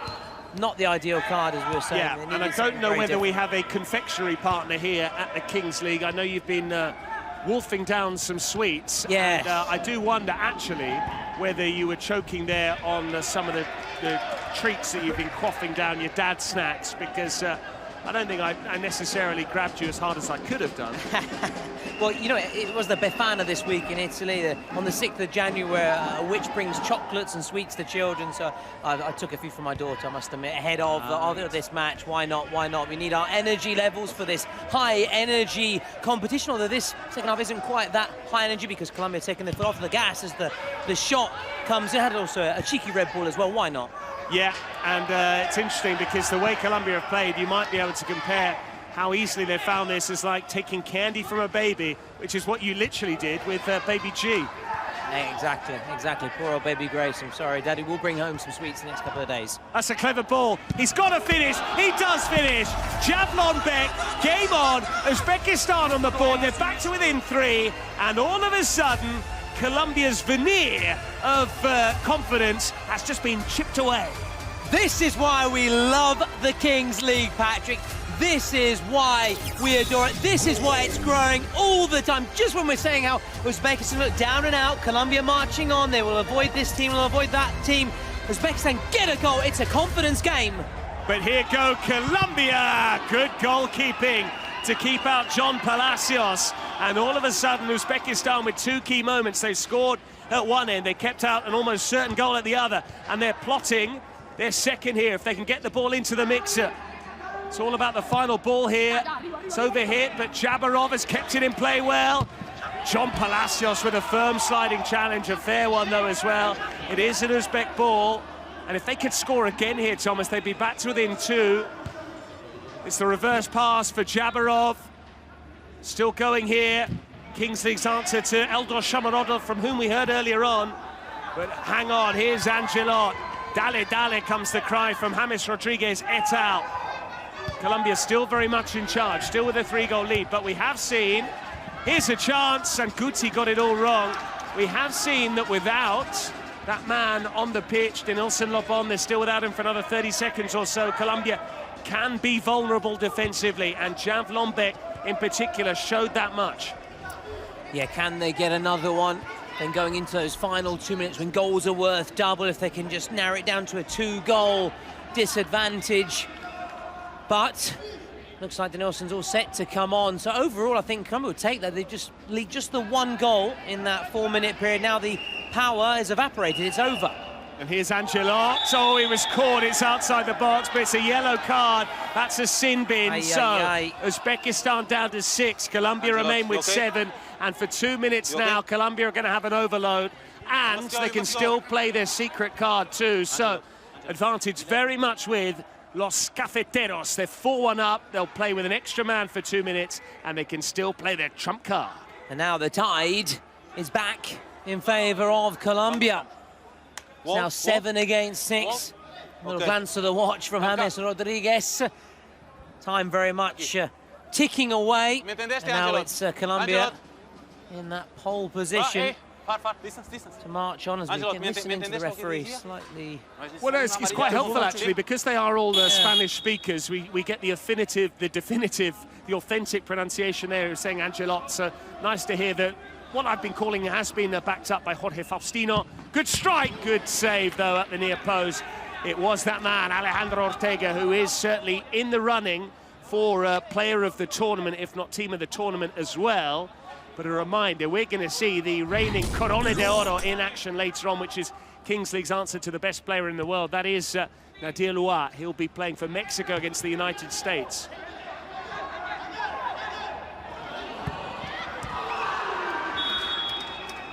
Offside. Also, Patrick, we're not the only ones obviously tuned in right now. It's incredible, the numbers. Over 1 million all across the world are following this match. And make sure you stick with us for the next one as well. How impressive. Just shows the importance of the Kings League's popularity. It does indeed. Don't get tongue-tied, Thomas, knowing how many ears are on you at this moment in time.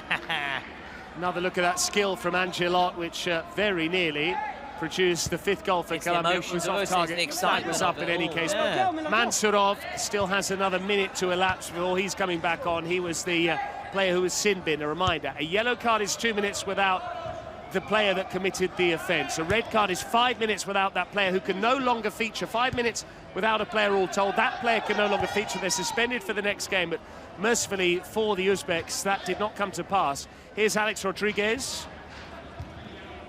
Back for Angelot. They're just taking their time here, Colombia. They don't want Uzbekistan to get back within 1 goal, but we've also seen that this 3-goal cushion can be dangerous because if they can score twice, Uzbekistan, they would go from 4-1 down to 5-4 up, provided those 2 goals came after the 38-minute mark. And we saw it a little bit with Uzbekistan against Peru. They were 3-0 up. What a game. Peru scored twice, then they scored again in that power play at the end to make it 4-3. That goal counted double, but then Uzbekistan did likewise to win it 5-4 with the buzzer beater from Tuksatinov. Here goes Angelot. In fact, Colombia haven't played their secret card as yet. Makes me think it could be a penalty or a shootout, because we're into that final 4 minutes, so it can't be a goals worth double, obviously. So that played by Uzbekistan. Maybe it's a joker. We'll wait and see. Suspension, no, because again it's only 4 minutes. Yeah, a joker, which in Italian is jolly, which is also the word that they use for a very versatile player, someone that can pop up in any position really and do a job, and Colombia have certainly plenty of those in the side. I think the English equivalent is a handyman. Yeah, utility man maybe. Just a versatile. Too high for Ortega there. A bit more urgency now about Uzbekistan, understandably so. Someone needs to take a shot from outside the box. We are in Milan, and the Milan head coach, Sergio Conceição, the newly appointed head coach, said, you can pray all you want to win the lottery, but if you don't buy a ticket, you won't win it. Who's going to buy the ticket here? They've not taken it on. Angelot, meantime, under pressure. Excellent close control once again. Colombia back with Denilson Lobon on the pitch again here. Darting forward and finding his skipper. Wide it goes for Ortega. He's kept it in play. Can Ortega find a colleague? He can't, but he did keep the ball in play. And a round of applause from James Rodriguez out of shot. Yeah, Milan was fresh from winning the Super Cup the other day against Inter. That was nearly a free header there. Just too high in the end for Luis Moreno, wearing 4. But the great thing about this Colombian side is that we have seen, I think, every single one on their roster, perhaps with the, well, I was about to say without the exception of Jovan Cardenas, but he's now on because we saw Camilo Mena earlier on. Now it's the other goalkeeper between the sticks. And they're running out of time, Uzbekistan. They've got 90 seconds or thereabouts until the 38-minute mark, by which time we will have goals counting for double at this stage. It would be very improbable for us to have a golden goal period. That would involve Uzbekistan scoring 3 times without reply in the next minute or so. Hugely unlikely. And I said, we're approaching that final minute, so it makes me think Colombia have a penalty perhaps as their secret card. Denilson won it back. Colombia want to get the shot away. They can't manage it. Penalty as a secret card could be very telling. So too could this opportunity. And it's buried beautifully by Jair Perez. The 4-goal cushion is re-established, and Colombia look like they're marching on to the semi-finals. It is a high five from Colombia. 5-star showing, and they've called their secret card now as well, which will surely put them well out of sight. I cannot see Uzbekistan scoring, really. They haven't given me that impression. Oh, VAR perhaps. Let's listen in. Check. Well, James Rodriguez was immediately gesticulating as to say, why are they looking at this? But that is why. Check in progress. Was that a foul by Jair Perez? It certainly looks like he did go through the back of Lazizbek, side of. Foul in attack. Confirmation. Foul in attack, says our match official. The goal does not stand. It remains 4-1. And James Rodriguez gobsmacked. But they still got that secret card, though. It's unable to make it 5-1, but they're still in a strong position. Uzbekistan, I think, just want to get into his final 2 minutes now. So give it here away goes again. Jair Perez. He wanted to score, determined to get his goal, having had that previous one disallowed for the foul in the build-up. Secret card time. Here we go. What's in the box? Penalty shootout for Colombia. So yeah, not a penalty, a traditional penalty, a shootout, very much ice hockey style, MLS in the late 90s. So still a great opportunity, but not quite the same sort of certainty and scoring rate as a penalty. But if you get it right, you pull it off. Yeah, it reminds me of when you've got a trolley in the supermarket and you're heading towards the tills and you see an open till and you want to try and get there before another shopper in front of you. Can you pick the right lane before them? So, Alex Rodriguez, he's the man over this, being watched by his namesake, James. James Rodriguez denied from a penalty. Can Alexander Rodriguez score with the shootout? He can't. It's a bad day for those named Rodriguez. It remains 4-1. Oh, he did so well to put himself into that shooting position. Unable to apply that finishing touch, though. But he did really well. He put himself in a great position for me. Just that lack of cutting edge. We now go into his final. Big slice. Yeah, that shot. Didn't execute it well enough. Goals worth double then, these final 2 minutes, so Uzbekistan would need to score, again if my math serves me correctly, twice to go ahead, but then it's the same advice for Colombia as well, so Colombia still remain in pole position. It's theirs to throw away. I cannot see them fumbling this. Nice to see goals being worth double. I remember as a kid watching European matches and my dad explaining to me that away goals counted double. I genuinely thought that rather than them being a tiebreaker as they actually were, that if you scored twice on the road, it actually counted for 4. It didn't. All it meant was, in the event of a tie, the away goals, those that had more away goals, would eventually win the match. Whereas here, they literally count for double. So if Uzbekistan were to score, it would suddenly go from 4-1 to 4-3. That's a sliding challenge. Oh dear, oh dear. Is it yellow? It is a yellow, and that might well be a pivotal moment in what remains, because this is a period of 2 minutes plus added time, and for the entirety of that 2 minutes, almost excluded added time, Uzbekistan will be without their number 5, Lazibek Saidov. Big blow for them. Absolutely. In the meantime, you can vote for your MVP.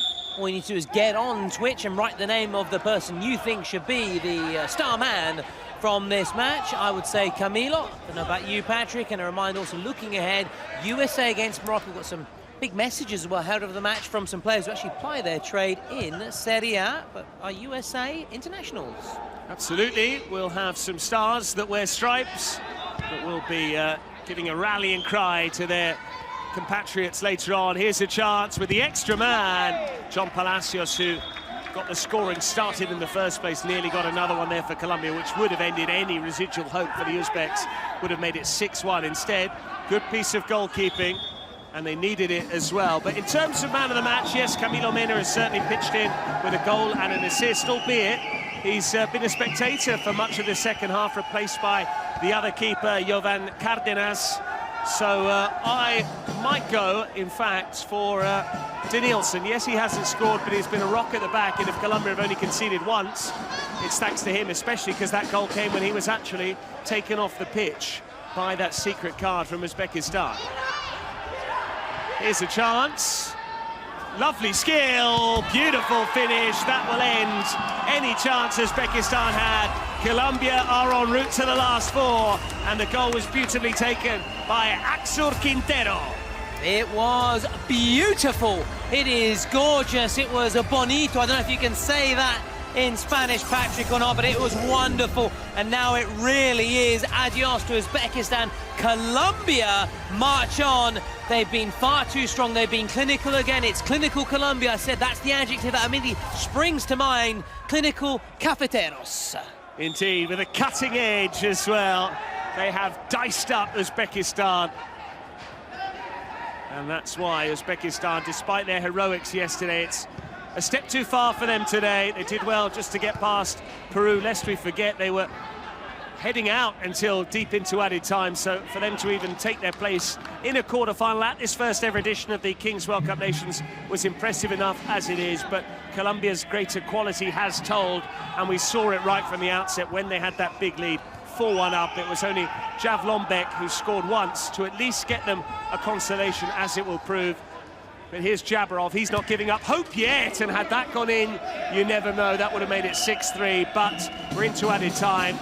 They are now back to 7 players, incidentally, Uzbekistan, but 1 minute of the 2 added have already been played, and James Rodriguez will be leading the celebrations there. He might be a bit sheepish, having missed his penalty, the Presi for the day. But here goes Angelot. Colombia would love to score one more. So too would Uzbekistan, to give Islam and their other followers something to cheer about. Islam, their president, a reminder of that. Denilson still charging into challenges. Who's going to have the final shot of the match? Tuksatinov, who had the goal that got them here, is the player lurking on the edge of the box wearing 23. Instead, it's his teammate who tries his knock. It's off target. It will be a corner, and with this, corner incidentally from the same side from where Alejandro Ortega scored the golden goal against Turkey. How big was that for Colombia? The greater rest may well have told for them as well today. Uzbekistan were in action until late last evening. They played the first game tonight, but the 2 added minutes have been played. There goes the full-time whistle. Colombia, the first team through to the last 4 of the Kings World Cup Nations. We have our first semi-finalists, and Colombia deserved winners by 6-1. Uzbekistan, aka the unwanted boys, now the eliminated boys here at Vismara, but they do go out with their heads held high. Who would have said it was Uzbekistan going through to the final? But full marks to Colombia, and their MVP, Camilo, put his name on the score sheet. Big win, no penalty converted by James Rodriguez, but no bearing overall on the final outcome of the match. So Colombia, the first semi-finalists. Colombia are going to get the party started after this. 6-1 winners, thanks to 5 separate goals. The fifth and final goal counted for double because it came in the final 2 minutes. And they really shared the goals around. Palacios, Camilo Mena, Guti, Alejandro Ortega, and finally it was Quintero. So 5 different scorers for Colombia, proving the point that they can hurt you. It's death by 1,000 cuts when you come up against Los Cafeteros. They will go through, and we're about to find out which team they'll be playing in the first semi-final. The United States and Mexico are now on court. James Rodriguez is still the player that will be getting all of the adulation despite missing his presidential penalty. And a recap of the stats, Thomas, from Colombia 6, Uzbekistan 1. Despite the penalty miss, Colombia are their very best, their goal-scoring best. It's another big win for Colombia. As we see, they're the first team to reach the Final Four. And now USA and Morocco out on the pitch, warming up who will join them in the Final Four. Before we enjoy, though, USA against Morocco, let's look back, Patrick, at the highlights from that clinical performance. I know I've said it again, Mr. Repetitive, but they really are clinical. They have that cutting edge as they enjoy this moment, savor this moment, and we're also now going to savor that performance once again from Colombia, who sent Uzbekistan crashing out of the competition.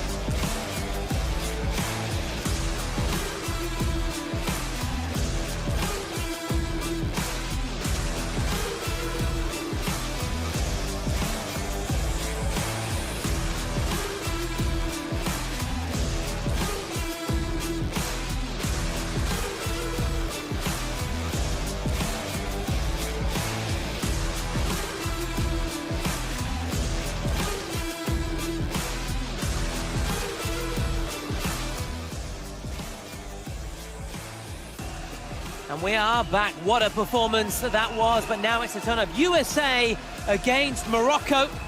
USA 2 from 2, Morocco 2 from 3 in terms of games played so far. Who will be facing Colombia in the semi-finals in the Final Four? Will it be the stars and stripes of USA or the red of Morocco? We'll find out shortly. Morocco lined up awaiting the anthem. USA, the masters here we go. of Showtime. Probably the word that best defines the Kings competition. To win, they've brought together experience and power to knock out all opponents until only one remains. Morocco, the first representative of the African continent at Kings. Its always echo a song about victory yet to come. The victory that will crown them. The victory of the Kings. And now, before we get started, we are going to have a couple of messages of support, which has been a key theme here at the Kings League. And we are going to hear first and foremost from Eduardo Cortés, Pollo, the goalkeeper.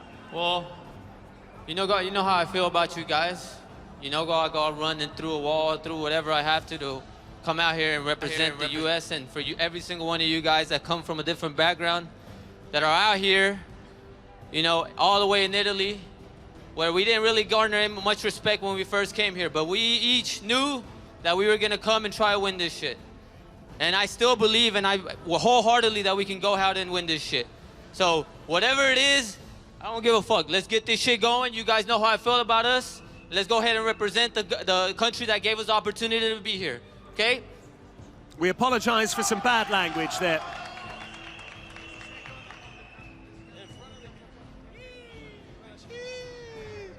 Nah, guys, like he said, a lot of people here, you know, being American, you have a lot of people that doubt you, So obviously you see they got a whole support, but we about to send them home crying, all right? So that's what's up. Put on for USA. We got a couple other messages from a couple guys that couldn't be here, but always represent and be proud. And here comes Christian Pulisic. Hey guys, it's Christian Pulisic here. Just want to wish you guys, Team USA, all the best in the quarterfinals. I'll be rooting for you guys, and yeah, man, just wishing you all the best. What's up, fellas? It's Timmy Ware here. I just wanted to show some love and send my support for tonight's game. And, you know, we're waiting for you in Torino for the final, man. We can't wait to be there and supporting you guys in person. So, hold up, man. We're going to show love for sure. And, you know, bring the chip home for sure. There you have it, Tim Weah and Christian Pulisic, both who are recently in action in Saudi Arabia in the EA Sports FC Super Cup. Milan winning it thanks to a goal from Pulisic, coming back from 2-0 down against Inter to win by 3-2. Now it's the turn of the Moroccans. And their president, Ilyas, will do the speech and present a video with the families representing the Moroccan players.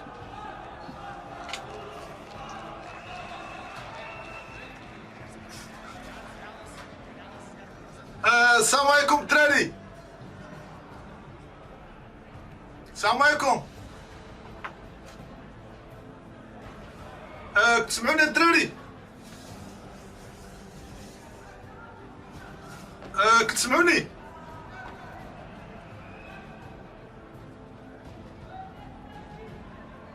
وي السلام عليكم. كنبغي نشكركم على هاد الثمن النهائي اللي وصلتوا لينا ليه، وخاصكم تعرفوا بان الشعب المغربي كامل فخور بكم، وراكم هزيتوا لنا الرايه ديال بلادنا ايطاليا، وشكرا لكم كاملين على المجهود اللي درتوه الجبار، وبغيناكم تكملوا اليوم ونربحوا ان شاء الله امريكا، وغادي نفرحوا لا شعبنا لا ملكنا لا الجاليه المغربيه، وعرفكم اسبوعها وقدها، وجيبوا اللقب من اجل الشعب المغربي من الصحراء الى البوغاز. تحية لكم ونفرحوا بكم.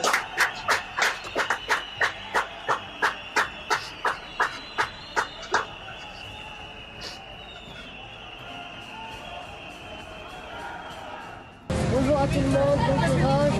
Ce match est très important, on doit gagner. Bon courage à tout le monde. On est fiers de vous, on vous fait confiance. Et bon courage papa. We love you, Dad, and the whole country is proud of you. We know you're going to win because we believe in you. Good luck. Je t'aime, papa, et nous sommes très fiers de toi. Bonne chance. تفتخروا بكم ديما المغرب. السلام عليكم، معكم ماما سمسيريرة. الله يسهل عليكم والله يوفقكم اليوم ان شاء الله، وتجيبوا لنا الربح ان شاء الله مربوحة وديما مغرب. نعم بابا، كي داير لاباس الحمد لله. نتمنىكم في هذا الماتش ان شاء الله تربحوا، توصلوا فينا وتفرحونا وديوها. بون كورج. السلام بابا، كي داير؟ مزيان بخير ان شاء الله تكون مزيان اليوم ان شاء الله. خصو يكون ربح ضروري، وشوفي عليكم كلكم بون كوراج وان شاء الله الفينا. سلام بابا، ان شاء الله اليوم تربحوا. سلام هدية وليكيب كامل، بون كوراج بور لو ماتش، الله يعاونكم مربوحة ان شاء الله. يلا فاموس. السلام عليكم، كي داير لاباس؟ الحمد لله. عليا بوين إلياس المصري. تبارك الله عليكم، راكم شرفتونا ونحنا فرحانين بكم، والله يرضي عليكم والله ينصركم على من عاداكم، ونتمنى الله باش تكونوا هذه العشيه يعني في احسن ما يرام. خويا سعيد، جيت من 11 رجب، بغيت نقول لك بلي من ديما وانا مآمن بيك، واليوم الحمد لله شتك في المرتبه اللي كتستحق. انا فخور بيك، وسيدي عزيز كل اليوم غادا تسهل لولا الظروف اللي يلعب ويماركي، حنا شايقين فيك، برافو لولا الظروف. Lovely message from their family members. Family first, very emotional. Now the anthems.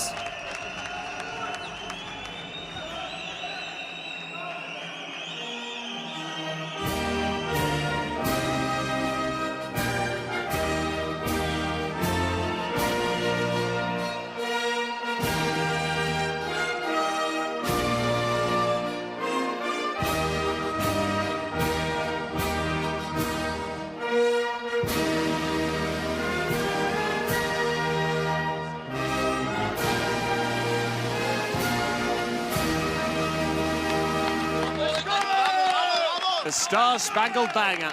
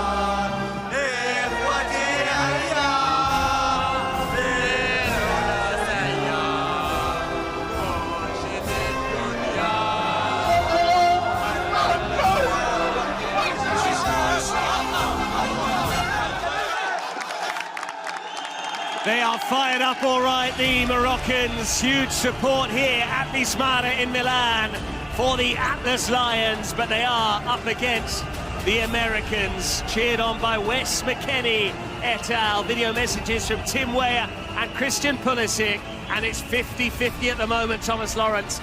Nothing to call between the two teams in terms of the way our Twitch viewers are voting. Make sure you do vote. Pretty simple, right? The name of the team, USA or Morocco. Oh, it looks like it's going to be tight indeed. USA 2 from 2. And the opening two matches going straight through the final 8. Morocco had to do it the hard way. Lost one 1-1 and then won their last chance saloon going through. According to Twitch, though, USA are going to win this as we see these Spotify secret cards which are about to be drawn, which can always make the difference, always give you a lifeline, always give you a bit of hope when you appear to be down and out. So we'll see what those have in store, but only from the second period. As for the presidential penalties, they can be played right from the first half. As we saw in our last game, as Colombia sent Uzbekistan out of the competition, Colombia will meet the winner of this match. They will indeed. So we could have the US against Colombia. Equally, it could well be Morocco, especially inspired by their Corona de Oro. Nadir Loua, who's on his way onto the pitch right now, is going to be the first outfield player. Reminder of the format. The first 60 seconds, one goalkeeper per side, plus an outfield player. Every minute that goes by between then and the 5-minute mark, we will have an extra player added until it's 6v6 plus goalkeepers. The lights go red, the lights will go out, and it will be underway in this second quarter-final. It's the United States against Morocco, and Nadir immediately allowing his American opponent there, Juanito Ramirez, to get to the ball first. And he goes back to Eduardo Pollo Cortés, who we heard from pre-match, Thomas. He's clearly fired up with his colourful language, which we do not condone. Juanito Ramirez sliced wide, and it nearly ended up in our commentary position here at the Smara. I was worried. I was a little sidestep to move away from the ball. It's an early warning. I expect this to be a really hard-fought game. Unlike what we saw Colombia pretty much one-way Colombia traffic. This will be very different as Nadir looks to have a go, Patrick. Here he is. Here goes Nadir, twisting and turning his way through and firing it home. That's why he's the best player that Kings League has produced. Corona de Oro, the Golden Crown, and he gets them the opening goal. Sealed with a kiss as well from Nadir. He does it again inside the opening minute. Strong start, fast start from Nadir, showing his Kings League credentials, laying down a big markets advantage to Morocco. But there's a long, long way to go as Cortés out of his box. Indeed, the US trying to now create that overload with a 3v2 situation. Well, that's why Nadir is so accomplished at this level. He defends well, he's great 1v1 with that trickery, but there's the equaliser, and what a beauty it was from Devin Vega. Placed into the corner with aplomb. It's one apiece after 90 seconds of this second quarter-final. Well, our viewers said it was going to be tight. We think it's going to be tight, and it's living up to that so far. Not even 2 minutes on the clock. 1-1. Can Morocco go back the other end and retake their lead? That's exactly what you want from the likes of Vega. Now he's got to go for goal. Pollo scores! just like Camilo Mena did in the previous match for Colombia. The worst thing you can do at this stage is produce a tame shot straight down the middle. The goalkeeper holds the ball, and provided he can shoot straight, which he could, he will score, and that is Pollo giving the US the lead. It was fighting talk from him ahead of the match, and he is fighting his way here, and USA have fought their way back into the match. They lead 2-1. But again, Morocco looking to Nadir to inspire. Can they get another shot away? They can. Pollo with the save. And now it's one of your favourites, Thomas, Mijatovic. Big fan of Mijatovic. Just keep an eye on when he has a shot. Foot like a traction engine. That is a quote I have stolen from someone, of course. One we admire. It's so loud in here now with the Moroccan fans. I'm struggling to hear my colleague Thomas Lawrence. Pollo, it's wayward. He needs to get back in goal. Yeah, got to be quick, got to be fast, as we saw a few moments ago. Now it is 5v5. We're getting close to that 7v7. It happens very quickly, doesn't it? It does, just flies by. And if you are new to this format, well, better late than never. A reminder, this is our second quarter-final. We've got another 2 tomorrow. The day after that, we'll have our 2 semi-finals. Saturday's the press conference ahead of the final. And then Sunday, the grand final. But here go the Americans chasing a third. They might get it, you know. That's nicely done by Morales. Luis Morales scored a hat-trick the other day. He was really good in that 6-2 win against Uzbekistan, and he's one to watch. The Americans brimming with talent. Lots of players of Hispanic background in the US side, including Pollo, who we've already seen. Countdown on. It's going to be 6v6, so space at a premium now, less and less for these players to exploit. The man wearing 80 is Fouad. He's another of the stars, along with Nadir. It was Nadir who he was looking for. And we fully expect to see the number 10 at some stage as well, El Amri, who's been really impressive. Yeah, both Fouad and Nadir playing their football in Spain with the Kings League Spain. In fact, they've got dual nationality, but opting to play for Morocco. Nice idea, the little touch around the corner by Morales. He's still found a colleague, albeit not in the manner in which he was attempting. Juanito Ramirez will try and go home to his goalkeeper, but the goal so far from Vega and the goalkeeper Cortés for America, having trailed initially to that opener from Nadir Loa. There was a storming start to the match, didn't take long to burst into life. Pace dropping on just slightly, as you expect, as you get more and more players out on the pitch. Now technique comes to the fore. Shots from distance, eye for goal, eye for a defence-splitting pass. America getting numbers behind the ball, asking Morocco, defying them, really challenging them to break them down. They haven't been able to, but this is nice interchange. Lovely one-touch football from the side in red. Tried to flick it wide, no foul there despite the pleas and the jeers, indeed, of the Moroccans inside the ground here. Reminder of where we are, the south side of Milan, Vismara training ground, where the Milan Academy train as well, next door to where we are. Oh, that was very nearly a costly mistake as it was charged down by Zakaria Hadraf. Oh, he was very lucky there. The keeper wears the number 0 on the back of his jersey, which adds to his cult status. And then a Pollo Cortés. Now Mijatovic, another sort of cult figure for me in the US team. It's played out from the back. It's a little bit risky, fighting the Moroccans forwards. I found a little pocket of space. This is promising. Here's Luis Morales going down. It's a penalty! And he can't believe it, the Moroccan player who's made the challenge. Issam Iraqi is shocked, and in case you're wondering who's got the penalty, you can tell from the crowd reaction. It's gone from being very loud to being able to hear a pin drop, because Morales has won a penalty, and the United States will have the chance to take a 3-2 lead, a 3-1 lead rather. There's clear contact there. It's a good decision from the match official. Yeah, no, this is a big moment, open up a 2-goal cushion. We know still a long way to go, but you want to build up those goals, build up that lead while you can, because you don't know what your opponents have when it comes to a secret card. You don't know how they'll fare when it comes to presidential penalty, for instance, which for Morocco would be a shootout. They don't have their president inside the ground. Let's see if he can convert it here, Patrick. Huge, huge moment.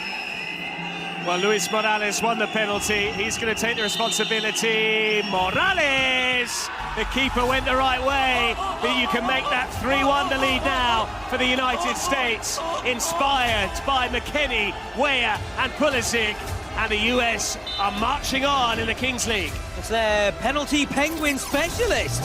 How about that for a celebration? Don't know why the Penguin. Will try and find out. Maybe we'll ask the US president at some stage. Mr. Castro, as Morocco try and immediately pull a goal back. It really is end-to-end stuff. Was that offside? We're playing on in the meantime. But yeah, that was a clear penalty. Stepped up, dusted himself off, and really cool. That's an easy save for Pollo, who goes route one. But again, we are seeing the form guide has been confirmed here, because the United States won each of their first 2 matches and are leading by a 2-goal cushion. Colombia won their first 2. They were big winners against Uzbekistan earlier on. It just shows that those teams that played in the last chance, they were there for a reason, having lost one of their first 2 matches. And also the rest is coming into effect as well.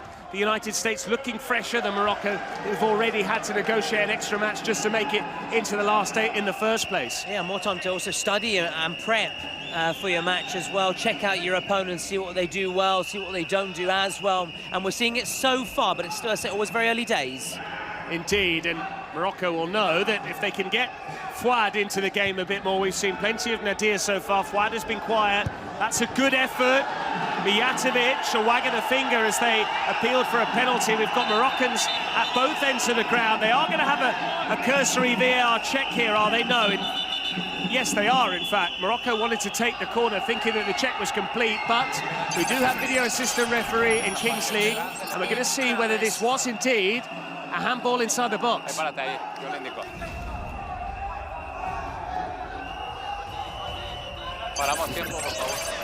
Checking in progress.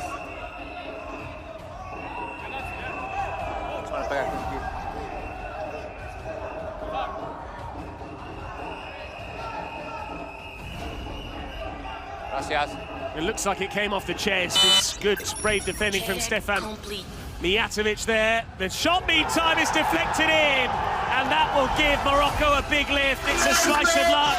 The rub of the green for Issam Iraqi, but Morocco are back to within 1. Back in it, back with a bang. A bullet of a strike. Took a deflection on its way through. It won't matter to them, it won't matter to the supporters, and it won't matter to the Moroccan players. Game on again, captain fantastic. Making amends. I think he gave away the penalty. So looking to atone for that mistake. The number 99, who at times wears the captain's armband. Not right now. Indeed, it's currently being sported by Mabak Boussoufa. But that's a big boost for Morocco, having conceded the penalty, and the flares have started. Well, this is wonderful, provided it's all done safely, the pyrotechnics. But the Moroccans are in with the flares. There are a few boos about that, but it all makes for a very fiery atmosphere, quite literally. And clearly, they took that message from McKennie to heart. McKennie was pretty brash, as Americans, only Americans can be, saying, we're going to send them packing, dude. And so far, McKennie is being proven right, but there's a long way to go. And who is going to be taking the presidential penalties, Thomas, tonight?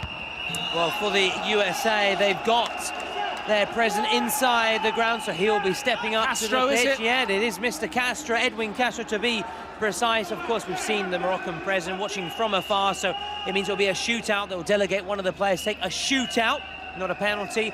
And you mentioned Boussoufa Prima before. The captain, he was actually suspended in their last game. Hence the reason why this man here was wearing the captain's armband, the number 99. But here go Morocco with Amri, who's been really impressive, Mehdi Amri. And again, they're trying their luck from distance, and that nearly found the top corner. They're asking for a corner, instead it's just a goal kick, but it's great to see. We saw the American streamers, their eyes were lighting up in amazement almost, because whilst we are used to pyrotechnics in Europe and in North Africa from where Morocco hail, I'm not sure it's necessarily an everyday occurrence at American sports, which can be quite corporate, shall we say. They can be a little bit sterile. We saw the streamers really excited by those red flares lit up by the Moroccan fans, albeit quite rightly. The stewards have now stepped across and put them out.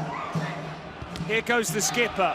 But Morocco have found a new lease of life here as we approach the 12-minute mark. When we get to 18 minutes, Thomas, what's going to happen? Yeah, we go into those final 2 minutes, the Red Bull roll of the dice. Our energy break energized by Red Bull, which can shake things up. Can have a 1v1, 2v2. We will find out shortly. These 12 minutes have flown by as might set himself and go for goal here, the captain. Yeah, Boussoufa was considering a shot there. He's going to start again. This time he does shoot. It was dipping sharply, but not sharply enough. Didn't quite get the trajectory right. James Rodriguez is still posing for photos, including with the Uzbekistan goalkeeper there, Yangarov, alias Kitobchi. They might have come out on the losing side. It was actually Yangarov's colleague, the other goalkeeper, who saved the penalty from James Rodriguez. I wonder whether they drew straws for who was going to take that, and that was nearly a goal for the Moroccans. They won a corner, though. I thought it was in. That man, Mehdi Amri. I thought it was in, Patrick. Hit that side netting. He's won the corner, and he might want to take it quickly. He has. Another deflected effort, a corner once more. And now it's a bit more of Fouad, as you said. They need to get him more involved in the game. Creative conduit for Morocco. Creative spark, creative talent, rattle them off the various. The Americans mustn't be guilty of too much hubris here. They don't want to be overconfident, too smug with the lead, don't want to fly too close to the sun. There's a few accusations of time wasting from Nadir to the American players as we get back underway. Long ball from the US, Morales holding it up beautifully, trying to turn into a shooting position. He nearly got the wrong side. This is Fouad for Morocco. Nice bit of skill from him.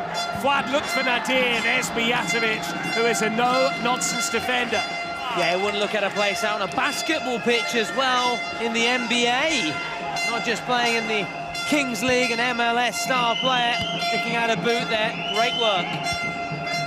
Fouad trying his luck. That was a tame shot, to say the least, from Fouad. Hasn't really hit the same heights as Nadir coming into this competition. All we heard about was the duo for Morocco. Might be able to extend it to a holy trinity if you also include Mehdi Amri, but it really has been Nadir, the standout performer so far. Absolutely. All good things come in threes, why not? Yeah, he really is a rising star, and here he is, just so graceful on the ball. Sounds a bit of Kenan Yildiz, wearing the number 10, have been in action this weekend for the Derby della Mole. Here's Amri cutting inside. It's sliced out of play for a throw-in. He was trying to hit it with his instep there to bend it into the far top corner. Instead, it caught the outside of his boot, which is why it sliced almost into where Wes McKennie was, pitchside pre-match, giving that big speech. Wes McKennie, who's known for his culinary quirks here in Italy. And here go the Americans. That's going to be a yellow card and a sin bin at the very least. It is indeed. He's not happy there, the goal scorer. It is Iraqi, who has now been shown a yellow card. He'll be off for 2 minutes. And here's why. It was a clear offence there, hauling down his opponent, Victor Eligwe. Drama, and more drama in the Kings League. Off for 2 minutes. Can now the USA capitalise on their numerical advantage? Gone deathly silent. It always is when a decision doesn't go the way of Morocco. Their supporters packed inside the ground. It's a home from home for them. And good to see their streamers as well, wearing the national dress, wearing the fez, which is the iconic headwear. Thomas, I'll see if I can sort you a fez. I actually went to a wedding in Italy this summer where there was an Italian sporting a fez, and I said to him, are you wearing that as a gimmick or do you live in Morocco? He said, no, I live in Morocco. So there you have it. Wow. Mijatovic, what a save that is. Had to watch it all the way, Marouane Mizirida, and watch it he did. It was a rocket that roared its way through, but what a save. Can they keep up the pressure? Can they get the goal from the corner? They've gone all the way back, they'll start again here.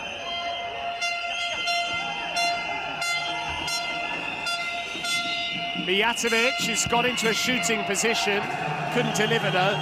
Thomas, I don't know whether you've seen the US streamers, but I love the stash they've got, those tracksuit tops. They're almost like Atlanta 1996. I was going to say the very vintage. 1990s indeed. It reminds me also sort of the Cool Runnings, if anyone's watched that film in the 90s as well. That kind of gear, very 1990s feel to it, retro. Oh, that was a handball, I think. It was outside the box. Good spot again from the referee.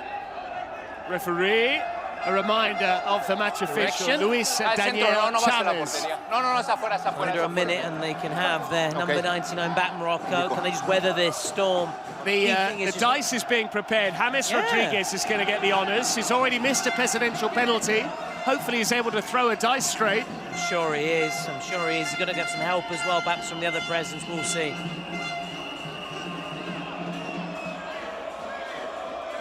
Well, it looks like Nadir has stood over this free kick. It is. Is he going to try his luck? It is Nadir, and the deflection this time took it off target. Almost the equalising goal for Morocco. Might get it now, though. Nadir! Again, it's off target.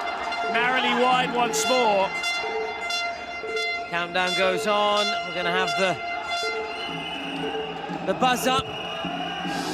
And now we're going to have that roll of the dice. James Rodriguez just to our left. Big moment for him as well. All eyes will be on him.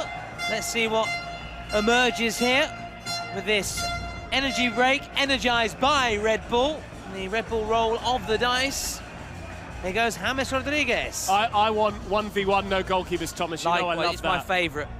That is my favourite. 4, so that means 3v3 plus keepers. 4 just like we had in the last game. Yeah, a little bit disappointing. It is a bit of There's Wes McKennie watching on there, the Juventus midfielder, also a big star for the hashtag USMNT, the US men's national team. McKennie, who's really come on leaps and bounds since his time in Italy, mainly under Massimiliano Allegri and now latterly under Thiago Motta as well. So just like in the last match, as we were saying, 4v4 for these final 2 minutes of the first half. 3, 4, 5. Go. And Fouad wants to get there, so too did Iraqi. Iraqi was a little bit tentative in the challenge. He's only just come back on after a 2-minute suspension. That is a dive in the end. But no card. He wanted a foul on the edge of the box, then he actually fell into the penalty area, hoping that it would be a penalty. It wasn't. But America in charge here. The United States lead by 3-2 against Morocco. It's delicately poised. Morocco hoping to become the first team through to the semi-finals that have had to take the harder route to the last 8 via the last chance, because they won one and lost one. Here's Pollo! That's what he does! Eduardo Pollo Cortés with his second of the night. Pollo powers it home, and we're all Pollo fans, all aficionados watching on, including the US streamers and the US presence. What a hit! And you know, Patrick, over 1.5 million devices now, and they all saw that incredible goal. An absolute peach from Pollo, pured it into the corner, but here goes Fouad meantime. Got away from Pollo, it is just a goal kick. I think I spotted a Milan jersey in the US streamers corner, if I'm not mistaken.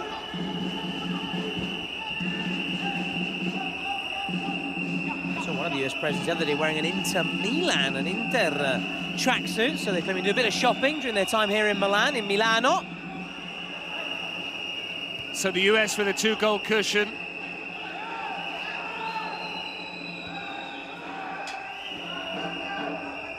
Luis Morales riding the challenge. The angle's against him. Didn't stop him from trying his luck and also finding the target. A really awkward angle, but he got his shot on target. Now Mijatovic and Puyol Cortez, can he strike again? He does have a strike, but on that occasion lacked the accuracy. As we now go into added time, just 1 minute. Can Morocco get a goal back? They would love to score now, and they might well do. Nadir pulled down, has to be a penalty. It has to be a penalty. We're playing on. Are we going to have a VAR check? In the meantime, the US looking to twist the knife. Oh, my word! That is ridiculously good. Fabulous from Danny Benitez. Fabulous indeed, Patrick. End-to-end stuff. Morocco feel they should have had a penalty. USA playing to the whistle, playing on, springing forward. Well, there might well be a VAR check. That's what the Moroccans are asking for. I think the goal stands. McKenny appreciating it. The streamers loving it as well. And Nadir is saying, we want a check here. He wants to get a penalty, which would also rule out this goal. We could suddenly go from 5-2 all of a sudden to a scenario whereby there might be scope for Morocco to make it 4-3. It's not going to happen, though. The referee saw the decision live. The goal stands, and at half-time, the United States lead by 3. They're 5-2 up. What a game. What a game. It's quite good if they win it, because at least we'll have that guy with us at the end as well, which is quite good. It'll make the post-match go. Post will go a bit quicker if we've got someone just to chat to. And Hey, so now we know that those 50 balls, they're not going to come in to try and win it. They're going to try to come in and hit. So be smart, take a touch out, let them hit, all right? Morales is shooting. Who do we want to do? Let's go. Up from here. Only up from here. Only up from here, boys. I think he'll want it. We don't fucking stop until that whistle blows. Hey, guys, We're listen. in their heads. We're in their heads already, boys. Let's go. Hey, we're going back to what works. Pollo, Stefan Macias, Devin Juanito, Ortiz. Luis, you're the fucking star player. You gotta take shots if you're the star. Hey, listen. Hey, also, real quick.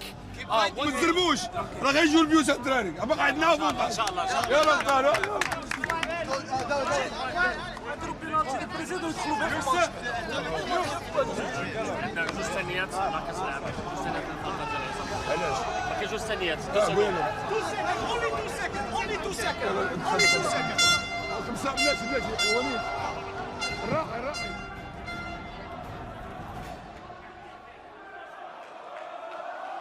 So a 5-2 lead for the United States. It is that all-important time now where the secret cards can come into play, and the secret card has already been produced for the start of the second half. I think it's going to be star player. We had an insight into that during the secret card timeout USA there. It is the star player. And we heard the coach say, hey man, you're the star player. You got to take some shots. That's so an amazing whoever impression. is going to get that green armband Hollywood is now going to be charged with unleashing efforts. It is Luis Morales. Yeah, so basically for those who don't know, he now wears the green armband. The next goal he scores would be worth double. Then when he scores, or should he score, then that armband is taken away from him. So he has plenty of time ahead of him to get that goal. Yeah, so unlike the other scenarios that can come about with a secret card, the likes of double goal, sin bin and so on and so forth, player suspension, there is no time limit on this. There is a limit whereby you can only score once from that green armband. It would count double, after which you remove the green armband and every goal counts as one as normal. Couldn't have been any better. Nice skill from Vega. He's already scored tonight. That was a bit of a pathetic tumble, in honesty. But the onus is on Morocco now. They're 3 goals behind. If they were 3 behind come the 38-minute mark, which is still a long way off, they would need to score twice without reply to win by 6 goals to 5. It's in towards Saud, down for Nadir. He's got to the ball first, but losing out to Morales. And away goes Vega, who's very direct and pretty nippy too. And Morocco called their presidential penalty, Patrick. They want a lifeline right now. They need it. But so much of the US attention is being concentrated around Nadir, understandably, as the Corona de Oro best player in the Kings League. This is the Kings World Cup Nations. We've already had a Club World Cup last year, very successfully in Mexico City. That's Mijatovic away. The US able to clear their lines, but Morocco on the front foot early on in this second half. Yeah, now they can look to their presidential penalty. It won't actually be a penalty because they don't have their president inside the ground here at the venue, so it means it becomes a shootout. Looks like Fouad has had a bit of a hit-and-miss record when it comes to his shootout abilities in this Kings World Cups. Over 1.6 million tuned in all across the world. That's impressive, and that's poor pressure on this man here now. So Nadir has certainly lived up to the expectations on him pre-tournament. Fouad thus far has struggled a bit more to deal with the hype, but the Moroccan fans need him now, and there'll be a big cheer behind that goal if he can slot it past Cortés. Away goes Fouad. He dummies and slots it home. Pollo beaten, and Morocco are back to within a couple of goals. Fouad with a perfect finish from the shootout. Perfect indeed. And Pollo was decisive at the other end with his third goal of the tournament. He could be called into action here again, unable to keep it out. Game on, and it's the beauty of the Kings League. You can get straight back into matches, and now it's a confidence game, as we always say. Morocco. Oh, Saoud with a lovely reverse pass. Then he was caught there by Devin Vega. Nadir asking for a yellow card. We don't need to see that. But what we would love to see now is a free kick goal from the man wearing 3, Nadir. And we're soon going to have a president penalty from the USA. It's going to be a traditional penalty. Their president is inside the ground, so it's all happening now. Hasn't taken long for this second half just to come into life. So Edwin Castro is going to take the penalty for the United States, unless I'm mistaken. You're not mistaken, Patrick. As always, you are on the money. And we might well hear from him later on. Fouad's just scored essentially from a sort of set piece. It's technically from open play because he dribbled the ball, but having just scored a shootout, Fouad is now going to try his luck from a free kick. Fouad with the strike, it clipped the outside of the post. Pollo wasn't getting there, and fine margins there, counting against Morocco, the Atlas Lions. Oh, the USA breathe a huge, huge sigh of relief. What a strike.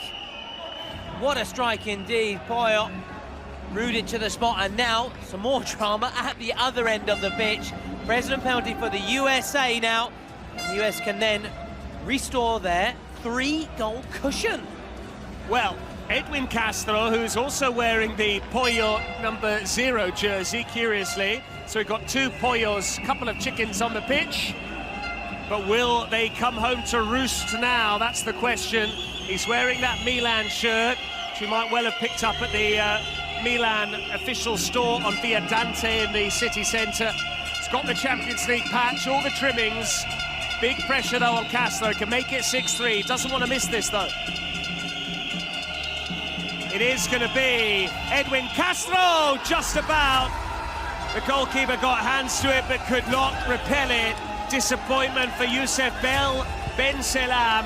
And the Trump dance has again been dusted off and produced. And they're going to be all dancing the Trump dance tonight. Should it finish this way, regardless of their political creed or belief. Castro with the Pollo, cockle-doodle-doo indeed. 6-3 now. USA well on the way. And the way things are going, we're going to need to get him up here in the broadcast booth later on, Edwin Castro, after that would be brilliant. Great idea, Patrick.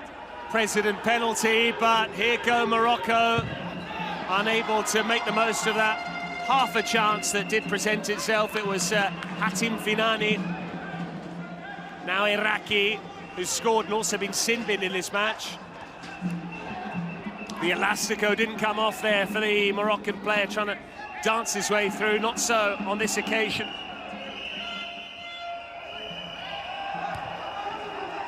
Here go Morocco, though. Good defending once more. Pollo's come out and seized the ball first. And we are very much on course for an American win. It's looking like being the United States against Colombia. That's misjudged. Morales still wearing that green armband. He wins the corner. Yep. So should he score, it would make it 8 3, which would be sensational.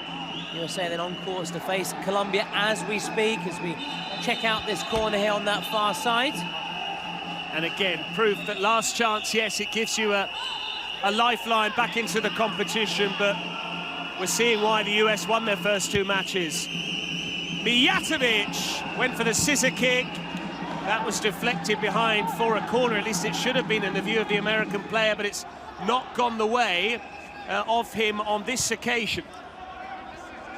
Thank our sponsor now, AirAsia Move, your favourite travel companion across Southeast Asia. Explore flights, hotels and activities all in one app. Have you ever been to Asia, Thomas? No, I haven't. I said this to Super Side the other day. I'm letting the team down. I know you two are all globetrotters, and I'll play on words with the USA here. Globetrotters. I've travelled all of Italy, though. All of Italy. That's something. It's got to count for something, but absolutely, it's no good for AirAsia, of course. Well, maybe we can hear from our partners at AirAsia and sort you out a comp ticket somewhere. Name the destination. We'll see what we can do. No promises. Fabulous. I'd love Japan, South Korea. There you Anywhere. All's got to choose one. All's good. Can Morocco put a ball into the mixer to try and make something happen? It's out to the edge of the box. They don't want to lose the ball there. Fouad, he nearly did lose possession. Again, he moans at the match official. Word in the ear of Luis Daniel Chavez. Mijatovic, that is fabulous. That's one of the goals of the tournament. At least it would have been. I jumped the gun because it caught the post. The ball flight seemed to suggest he'd lobbed the keeper, but could that give Morocco a lift? It might have been out of sight there, the US, had that got in from Mijatovic, because it would have been soul-destroying from a psychological perspective. How close was that? He's much more than a defender, Patrick. Much more than a defender. More than a defender to me. More than a defender to you. Oh, not great. Mijatovic, no relation to Petrag, I assume, who famously scored a Champions League winning goal for Real Madrid against Juventus, was it? Juventus fans will say it's offside, but anyway. Here's Ramirez, easily gathered by the goalkeeper. So much action on the pitch, but James Rodriguez remains star attraction off it, as does Wes McKennie in the US ranks. Great to see him getting down, making the trip from Turin to Milan in order to cheer on the US. Here's a chance. It's got to be Saud. Yes, he scores. And they're still alive, the Moroccans. They're still in this. 6-4. They are alive and kicking. 6-4. And they've got that secret card, Patrick. They've got that secret card. Double goal, baby. That's what we want to see. Or a joker. That'd be fabulous as well. Who's going to be the joker in the pack? Love it. Who's going to be the jolly, as the Italians would say. 6-4 again, USA. This is going to be a tough one. It's not going to be easy. Morocco saved by that frame of the goal and getting the goal at the other end. And that's disappointing from the Americans. Are we going to have that secret card? You'd want it to come now with momentum with the Moroccans. Great finish. Great finish, just to stick his leg out and put it beyond Eduardo Pollo Cortés. And this is a lot closer than the earlier quarter-final we witnessed. A reminder, you can follow all the matches live at Kings League MENA in Arabic. We've got all of our various international streams. Here's a chance. The angle was against him. It didn't stop him from trying, Hatim Finani. But they were struggling here at one stage, Morocco. They were 4-1 down. They're now back to 6-4. Earlier on, we saw a 6-1 win for Colombia against Uzbekistan, but Morocco are showing that even though they had to come through via the repescaggio, basically they lost the game and then came back in through the last chance, they do possess quality, they do boast heart and desire, and they've got plenty of support. Can they get a shot away? They can, but Pollo is there. And the US have stopped attacking. Yep, and I need to get Morales involved. This is promising, very promising. Can they keep it in play? Well, Morales has been kept quiet since wearing that green armband. The ball's gone out of play. Morocco have the impetus here. And the support. All the support. Barring a few USA supporters like McKennie and, of course, their president penalty specialist, Castro. They've got Fouad on the court. They don't have Nadir, who's taking a breather. They might shoot here. Saud, who's just scored their most recent goal. Iraqi had to get there first and has. He's found the skipper. Finani calling for it on this near side. Saud got there. He goes down. And the referee stops play because it's a possible head injury. No question it was a penalty, which is what the Moroccans were optimistically trying to suggest. Yeah. A 50-50. The US player played the ball to his credit. And Saud got up as well. Yeah, Mijatovic, you can see that finger is wagging again to say absolutely no way, as the Americans would say. It's very much a case of go hard or go home, as the Americans would say right now. The loser will be crashing out. The winner will be marching on and taking on Colombia. Looks okay to continue, though, the Moroccan number 2. As you say, scored the recent goal to get the match going again. Here's the drone flies around as well. Will it be checked, though? I think that's what they're discussing, Thomas, yeah. Está dentro del área. Thank you. Okay, we're going to start with the drop ball. The Moroccan player told to distance himself because you can't win that 50-50 against the US goalkeeper. This to prod it into an empty net. So we go again with Mijatovic as we move towards the 30-minute mark and towards, therefore, the final 10 minutes of play. When we get into the last 2 minutes, goals will be worth double as things stand because the score is uneven. In which case, Morocco, being 2 goals behind, could score 1 to level the scoring. But if they were to score now, they would go to within 1, and a goal in that final 2-minute window would count as the winner. But it's also true of the Americans, were they to score any goal that they would find the net with would be worth 2 goals as well. Yep. Here's Iraqi. Considered the shot momentarily. Just a fleeting thought, though, nothing more than that. Fouad. Iraqi. Gets it back from Saud.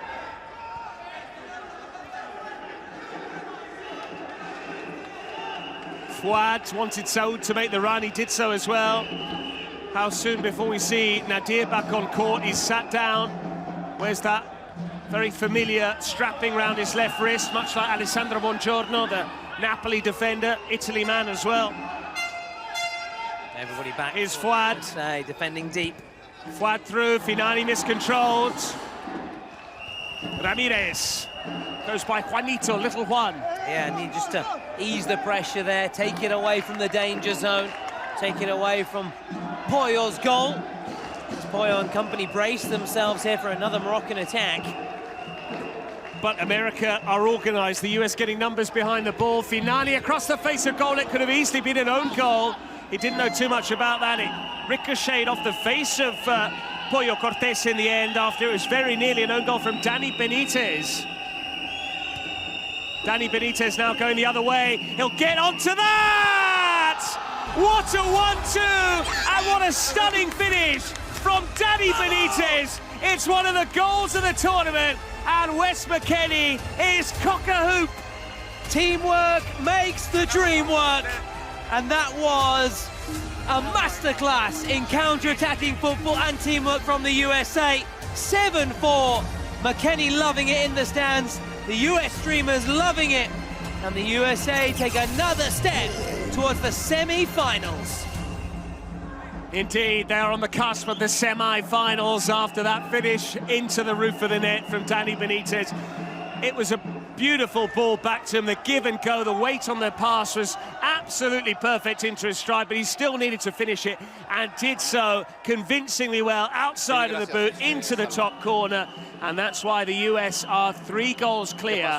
But it is going to be the Moroccan secret card. What do they need now, Thomas? You're the key strategist. Edwin Castro is nothing like them. That's the response his way. Yeah. And he's unhappy about that. You can see why as well. Peace, says the Americans. Yep, they're holding out an olive branch there. The Americans, obviously, they were just enjoying quite rightly a wonderful goal. Again, apologies for some unpleasant scenes there, as we also head of the match as well. But out on the pitch, it's pure emotion, it's pure spectacle, it's pure joy. Listen, obviously, it'd be great if we had, say, a penalty, for example, or a suspension, or a joker card, so they could choose what they want.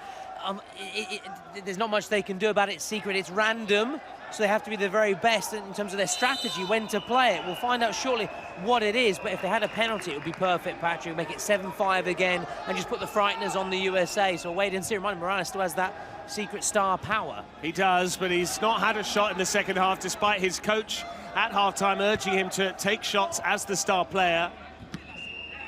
But we have got Nadir back on, so he's one to watch. He'll be fresh as well, and they really need him now, Morocco, trailing 7-4. Iraqi, here is Nadir. Used the run of Fouad, then went the other way. Mijatovic, he's already hit the post for the long-range effort. This one was sliced wide. Yeah, why not? Why not try it? We saw it earlier, coming so close, and now that's it. Now Carta segreta.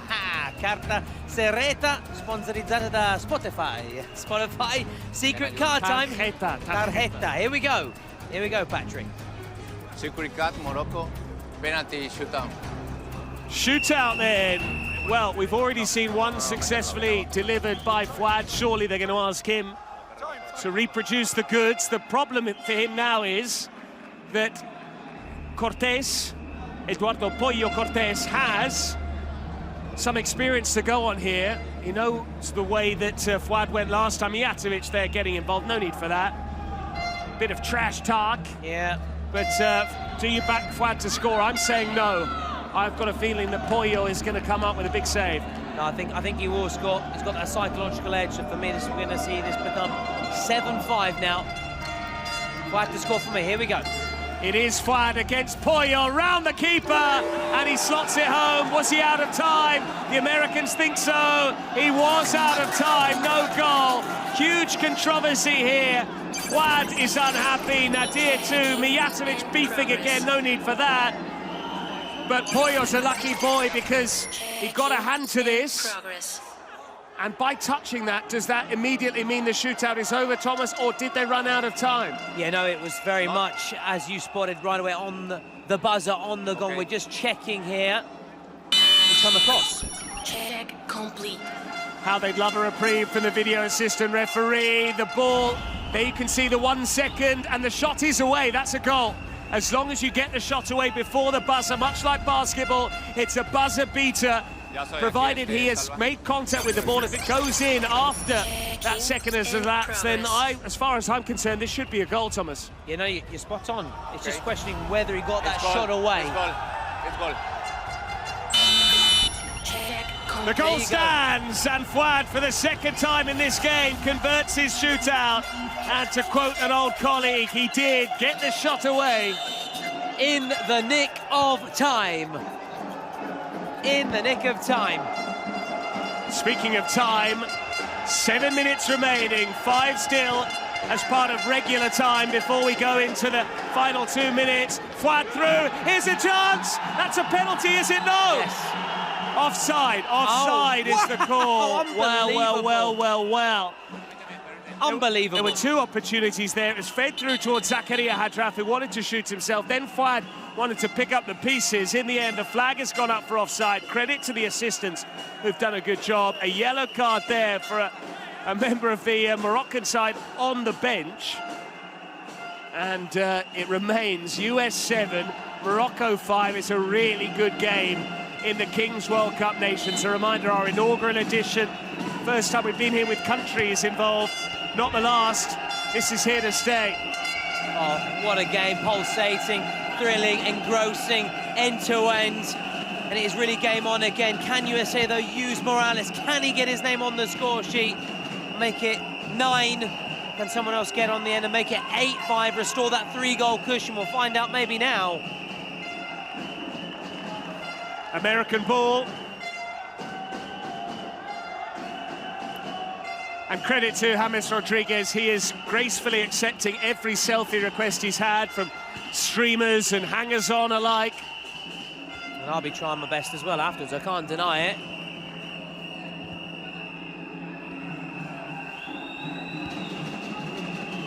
Was that a foul? It was. That could be costly. Edwin Castro now, the president, asking for a yellow card there because of the shove. I don't think it will necessarily be a 2-minute sin, but we haven't had any yellow cards. We did. Iraqi was briefly dismissed, so Mehdi Amri is going to stay on the pitch, but surely you give this opportunity to Morales now, the star player. If he takes the free kick and scores, it's 9-5, and you've got 1 foot in the semi-finals. But is Morales even on the pitch? I'm not sure he is. He doesn't look like it. And should they score, because it looks like they are going to have a numerical advantage. He is there wearing that green armband, Morales, now. It's going to be Devin Vega, possibly, or Ortiz. In fact, Ortiz is the player spotting the ball. David Ortiz. Mijatovic, though, has already smashed one long off the post when he lobbed the goalkeeper. So he could drill one with the right, but now Morales is getting interested, and surely, just in terms of playing the percentages, you have to think it's basically like a return on your investment. Yeah. It's like an employer match. And they're going to have a with your numerical 401k. Well, Patrick. Here you go. But it is Mijatovic who leaves it for Morales. Morales again on the rebound. And away goes Nadir. That's a good ball. Well controlled as well. Good defending. Did enough. The scorer of that goal earlier on, Benitez. That beautiful goal too. It was fabulous. Absolutely fabulous, Patrick. USA still very much on top, though. As Morocco try and claw a goal back. Boussoufa away by Mijatovic. Ortiz has lost it to Iraqi. That's good hold-up play inside the penalty area. Benitez should clear and does, but straight into touch. Fouad's gone off now. Just going to take on that far side.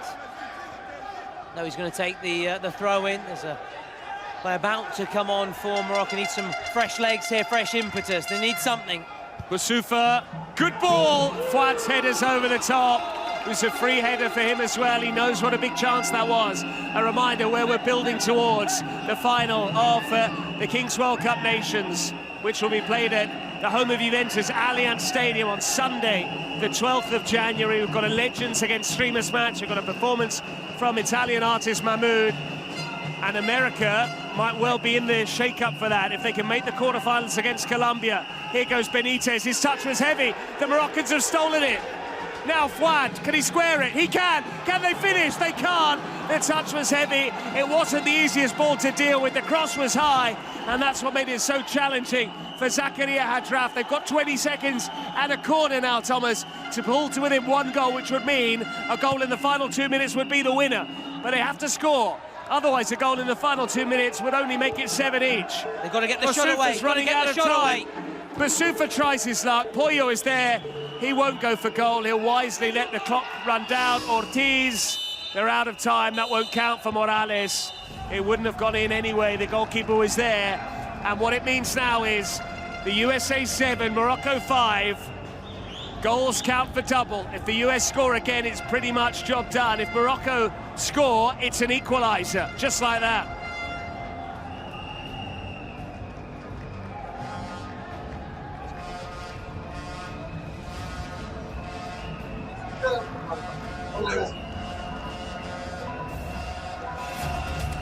So just a quick chance for a pep talk. We are now ticking down to move towards the final 10 seconds. A reminder, the players have to dash back to their goal line.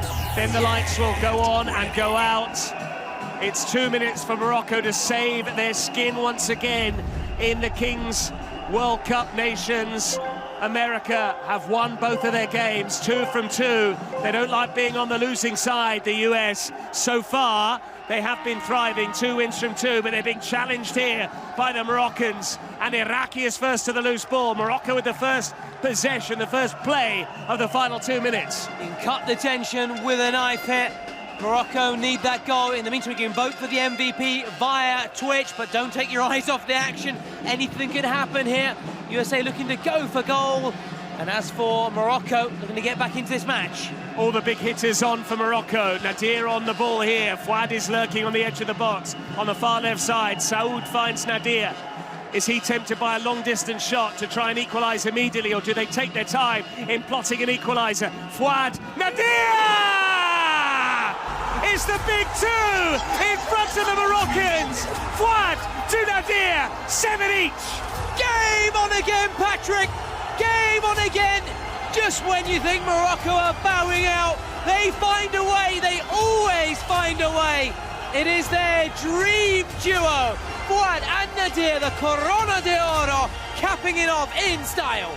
On the same wavelength, it still needed finishing. Lovely drop of the shoulder from Fouad. He knew where Nadir would be. and all he did was side-foot it past Eduardo Pollo Cortés before he could move. He caught the goalkeeper out, quick thinking from Nadir, and all of a sudden it's all-out defence for Morocco, because as things stand, we would be going to a penalty shootout. Absolutely, unless the USA can get a goal.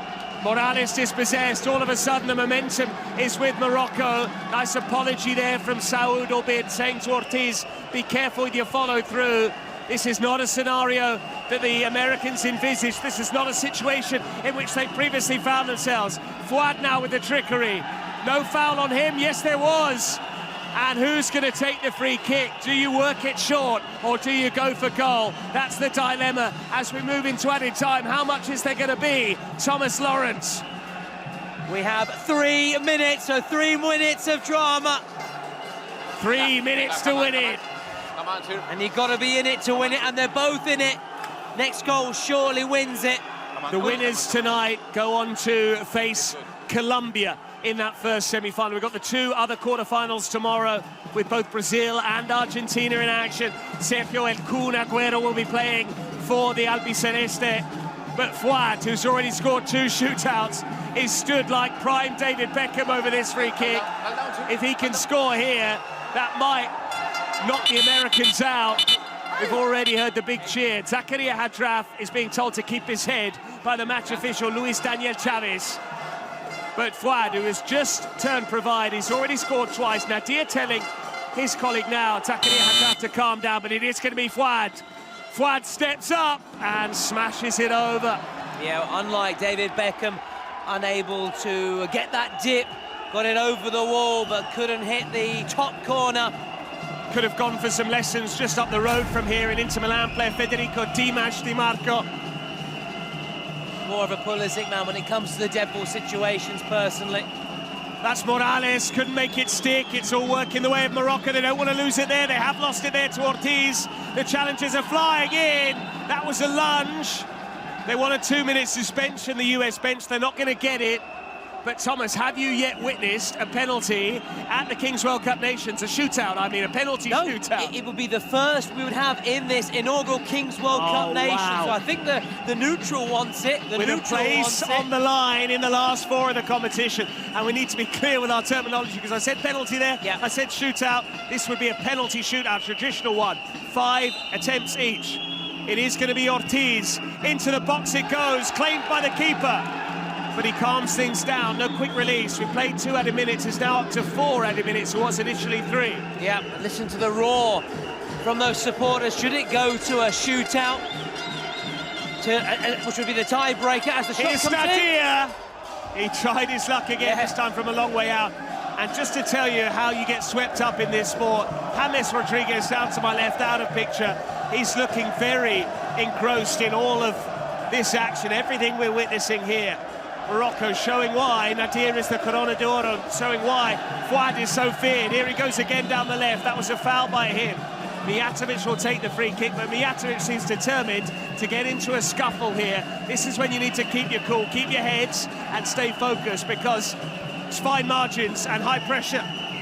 Yeah, and talking about fine margins, it could come down to that when we see the shootout, which would be so exciting. The players starting from the centre circle, unless we have a goal here from the USA. And they could well get one here, but Fouad there to clear, straight up into the sky. Did it catch the roof? It did. Yeah. So we are going to resume with a throw-in to the United States. It's 7-all. They led throughout. They've been pegged back. I said they led throughout. They did actually go 1 down. They might lose it here. What a chance! What a challenge from Benitez. He scored that stunning goal earlier. This was a sliding challenge. But the referee is now, I think, given a free kick the way of the US. Yeah, a little tug of the jersey, I think, just stopping the USA breaking forward into the final 20 seconds now. Are USA just going to try and play for the shootout, or will they have one last roll of the dice? Mijatovic trying to force his way through. Morocco have the ball back. They've got 15 seconds or thereabouts to try and get a winning goal, but it looks like they're settling for a penalty shootout unless Saud goes for goal. He doesn't. 5 seconds remaining. Nadir may as well try his luck. Nadir does try his luck! Poyo wasn't getting there, almost a buzzer beater to send Morocco into the semis. That's the full-time whistle, and for the first time at the Kings World Cup Nations Italy 2025, a match will be settled via a penalty shootout. And this is where we'll see who can hold their nerve best. Get ready. It's been a nerve-jangling penalty shootout, a different one to what perhaps you're accustomed to at home. It's very much like the one we saw from Fouad earlier in the match. They start from the centre circle, so ice hockey style for those who follow ice hockey. Here we go then. So this is a penalty shootout, ice hockey style. It's not a conventional shootout. Correct, Patrick. And 5 each. 5 each, so and then of dribble, course they dribble from the centre circle. They have 5 seconds to score. Yep. As we saw with Fouad earlier, for example. Otherwise, it will go to sudden death should each of the teams convert their penalties after 5. We'll see who can hold their nerve. Obviously, fancy Nadir, Fouad, Amri for Morocco. Fouad has already scored 2 of these. Wes McKennie, I'm sure, won't have attempted these back in his days in Major League Soccer with Dallas. They won't have necessarily had these opportunities. Hey, let's go. See Dallas, I believe in Poyo, and I believe in every one of you here. At the dawn of Major League Soccer, that's when they had that. That's the way they settled any game that ended level. There was no such thing as a tie. But here, in the Kings League, second quarter-final at this World Cup of Nations, our first ever international tournament between countries, Italy 2025, for a place in the semi-finals where they would play Colombia, victorious earlier on by 6-1 against Uzbekistan. Poyo Cortés has already taken his place. That does mean that the Moroccans are going to be first up. We've seen Fouad score 2 shootouts already. In fact, Poyo Cortés is told to come out of the goal. But Fouad scored 1 shootout because the presidential penalty was delegated to him, and a second one once they pulled the secret card. Yeah, absolutely. So can he get a hat-trick of shootouts in this match? USA team huddle. Morocco just want this to get started. Well, Edwin Castro, the president, is out there with his tracksuit top. You just saw him there on your screens. He's been trying to help G up the team. He has temporarily left his post when it comes to streaming duties, left it to his colleague. She is still on standby to talk all of those specialist US viewers through what's to come. A reminder, we've got several international broadcasts in English, in Spanish, in Italian, plus a whole host of other languages, French, Arabic, Portuguese and German, plus all those individual streamers all over the world. We've seen plenty of them, and we're now pushing past 1.7 million devices. Thank you so much for your support. Let's try and get to 2 million, if not tonight, then maybe tomorrow, when Sergio El Kun Agüero plays for Argentina. But enough of that. We have a shootout to settle the second semi-finalist, the second quarter-final. Good luck, everybody. Sit back at home and enjoy it. First up, of course, it is Fouad. 3 from 3. The shootout specialist, the coolest man at this matter, puts Morocco on the board. Fouad gets Morocco off to a flyer right in front of their supporters. Can the USA hit back right away? Pressure now on. Morocco draw first blood. And it is now going to be the turn of David Ortiz. You can't miss him with that shock of pink hair. Is it going to be a purple patch for him? He waits, the buzzer sounds. David Ortiz to equalise, it's wide. Advantage Morocco. Purple pain for and the Ortiz. Goalkeeper is claiming he got a hand to it as well. He's pointed to his fingertips in front of the fans. Don't know if he did or not, to be honest, but either way, Morocco get the result they want, and USA don't get off to the start they wanted. At this rate then, Morocco in the driving seat. Now it's Nadir, just the man you want right now. Nadir, whose goal set up this shootout in the first place. It was his goal in the last 2 minutes, which was the equaliser from 7-5 to 7-7. And now he wants to make it 2-0 to Morocco. Away he goes, the second in this shootout. Oh, he went for the dink. And it's easy for Poyo.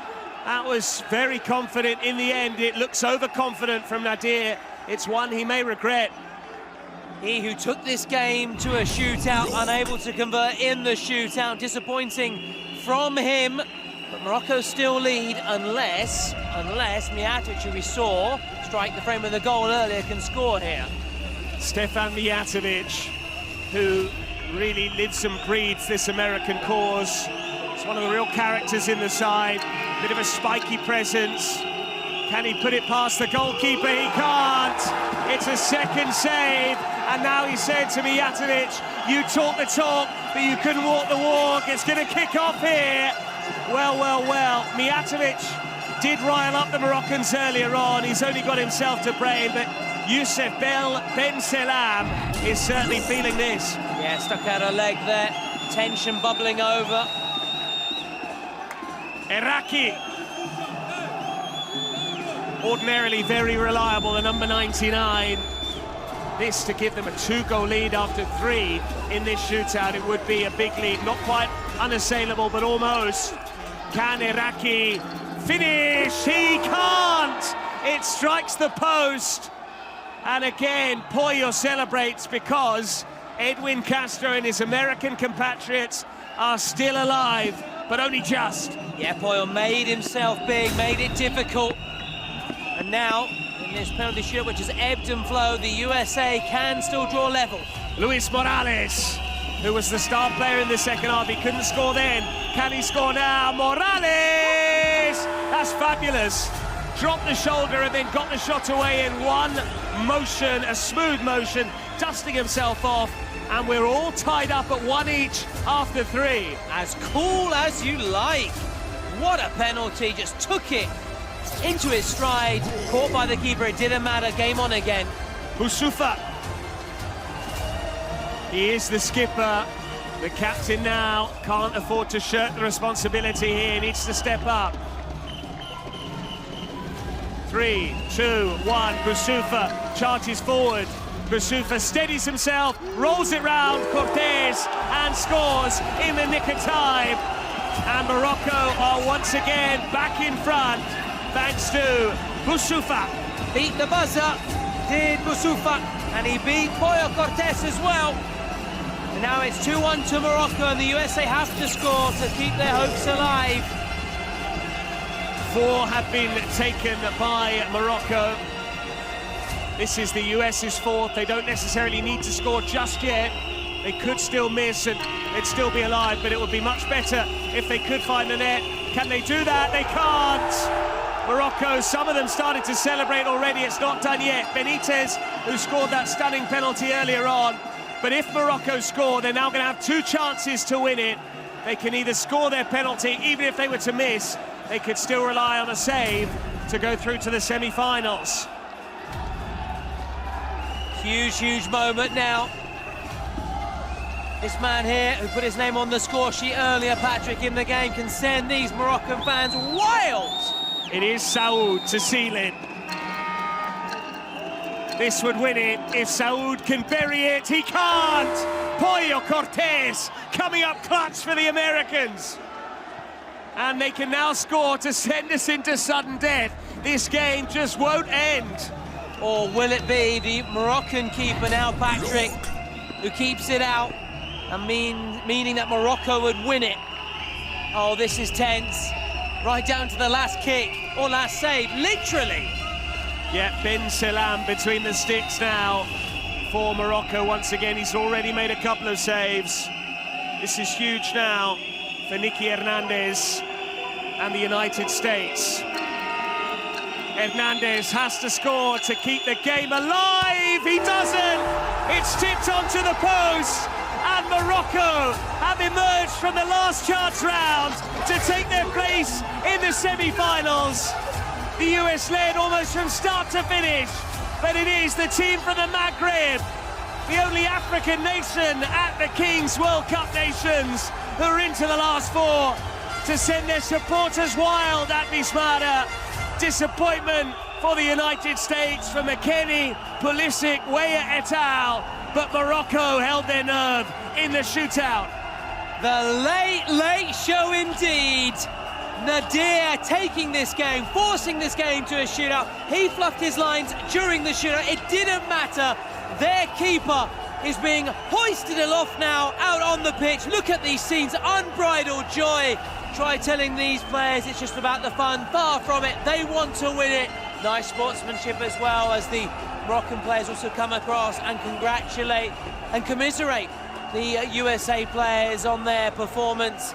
But what a moment. Morocco, our second semi-finalist. They'll face Colombia. And Nadir, despite his penalty miss in the shootout, man of the match. Nadir scoring the goal that set up the shootout in the first place. Making full use of that rule whereby the last 2 minutes see goals worth double. Disappointment for Edwin Castro. He's down on his haunches and he's absolutely crushed. But those Moroccans are celebrating back home. The Moroccans here are partying in Milan. And Wismara, dare I say it, is red. Yeah, it's a home from home, and it has been all week for the Moroccans. They take another step towards Turin. And here are the stats and facts, Patrick, in a thrilling game. Arguably the game of the tournament so far. Game of the tournament for me, absolutely. The US, who had won both of their first matches, they got a bye through to the quarterfinals. As for Morocco, they had to do it the hard way. They came through the last chance, and now they've come through the quarterfinals. It is going to be Colombia against Morocco. We're going to see that game on Friday, the first semi-final. We've still got a second semi-final to be decided. Argentina against Mexico's first up tomorrow in our next quarter-final. Brazil against Turkey. We could have an Argentina-Brazil semi-final, but we at least know Colombia, Morocco.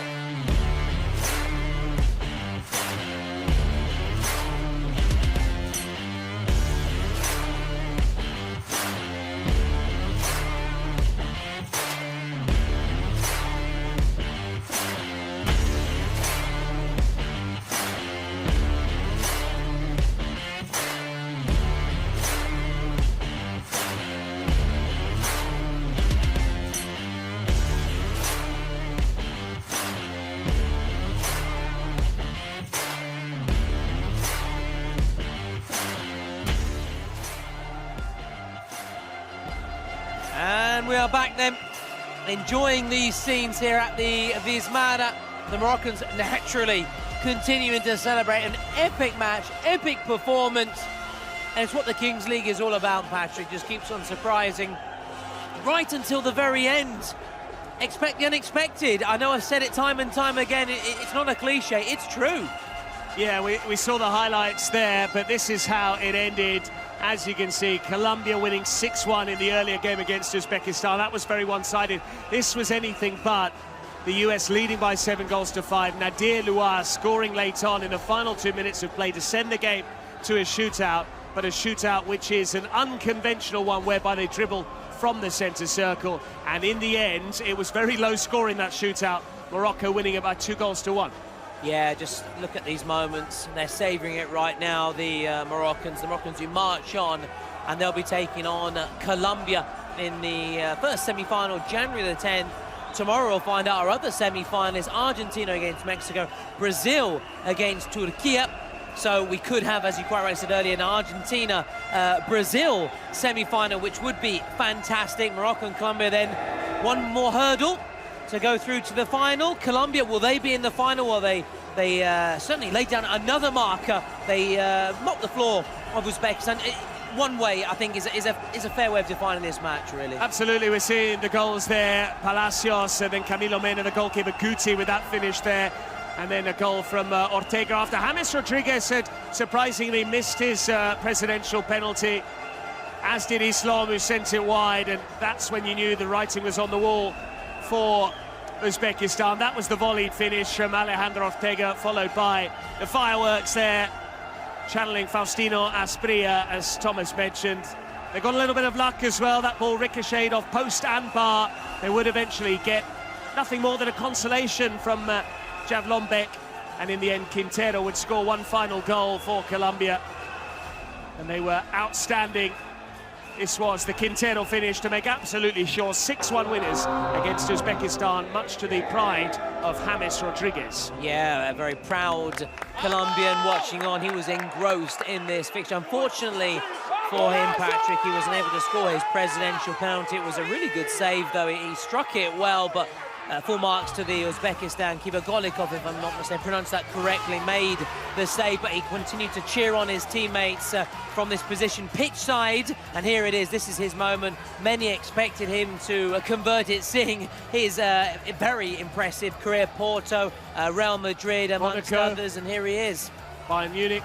Bayern Munich as well, yeah, I forgot about that spell in Deutschland with the Bundesliga boys, and here it was, but yeah, great save. An instinct there just kicked in, him trying to convert the rebound, but this penalty is just like a penalty in a conventional penalty shootout in an 11-a-side game. If the goalkeeper makes the save, then it is over. Unless, of course, in very rare scenarios, it spins up and spins in, but it wasn't going to there.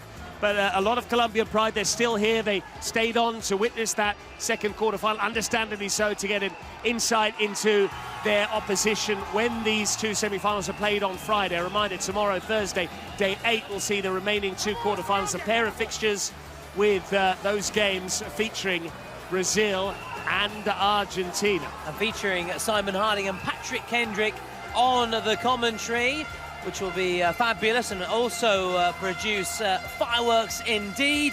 Now, let's watch back and try again this USA-Morocco breathless encounter, Patrick. Where do we start? The Corona d'Oro is where we start. Nadir with the opening goal. It was then Devin Vega who equalised, and then this fabulous goal from Pollo Cortés. That was in the first 5 minutes of play when we've got reduced numbers. Then a penalty which Luis Morales both won and converted, and the US were 3-1 up. But there would be a goal. Iraqi with the deflected finish. That made it 3-2, and Morocco were back in the game until another goal from Pollo Cortés, his second. Goalkeeper pitching in with 2. But then a stunning finish there from Benitez after that give and go. But Fouad was very reliable with these shootouts.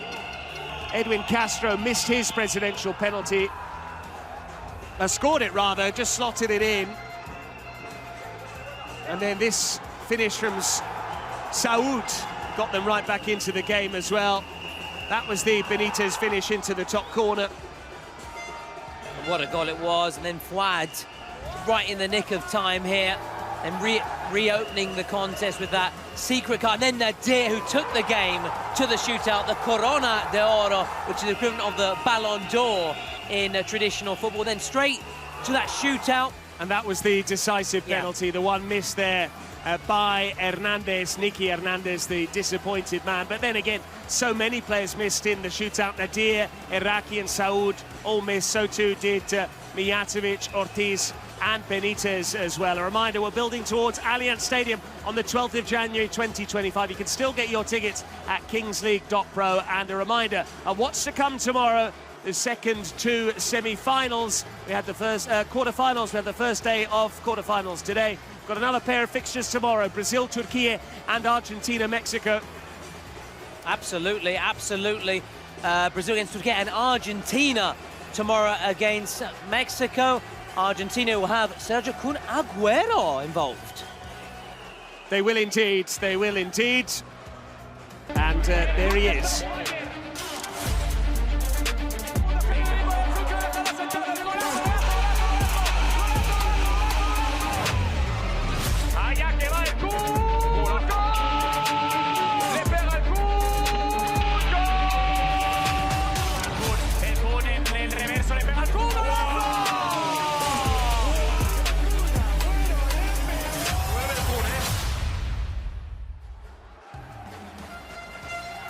So, what a legend, Sergio Aguero. And, well, talking of legends, Patrick, ahead of the final on the 12th of January, we're going to see plenty of star-studded names in action. Let me tell you more right now.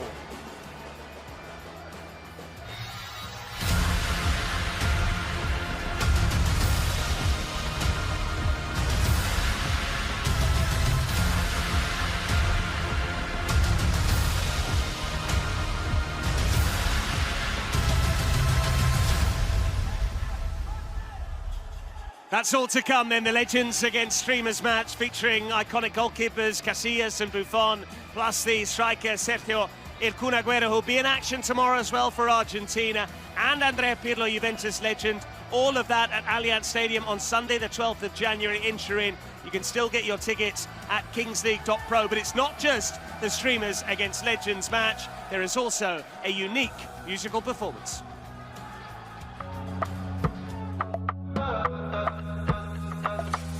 Facciamo la tabacca mitraglia. Fuori fa fa fa fa fa fa fa. Solo ta. Vedo bimbi col balaclava. Senza mamma.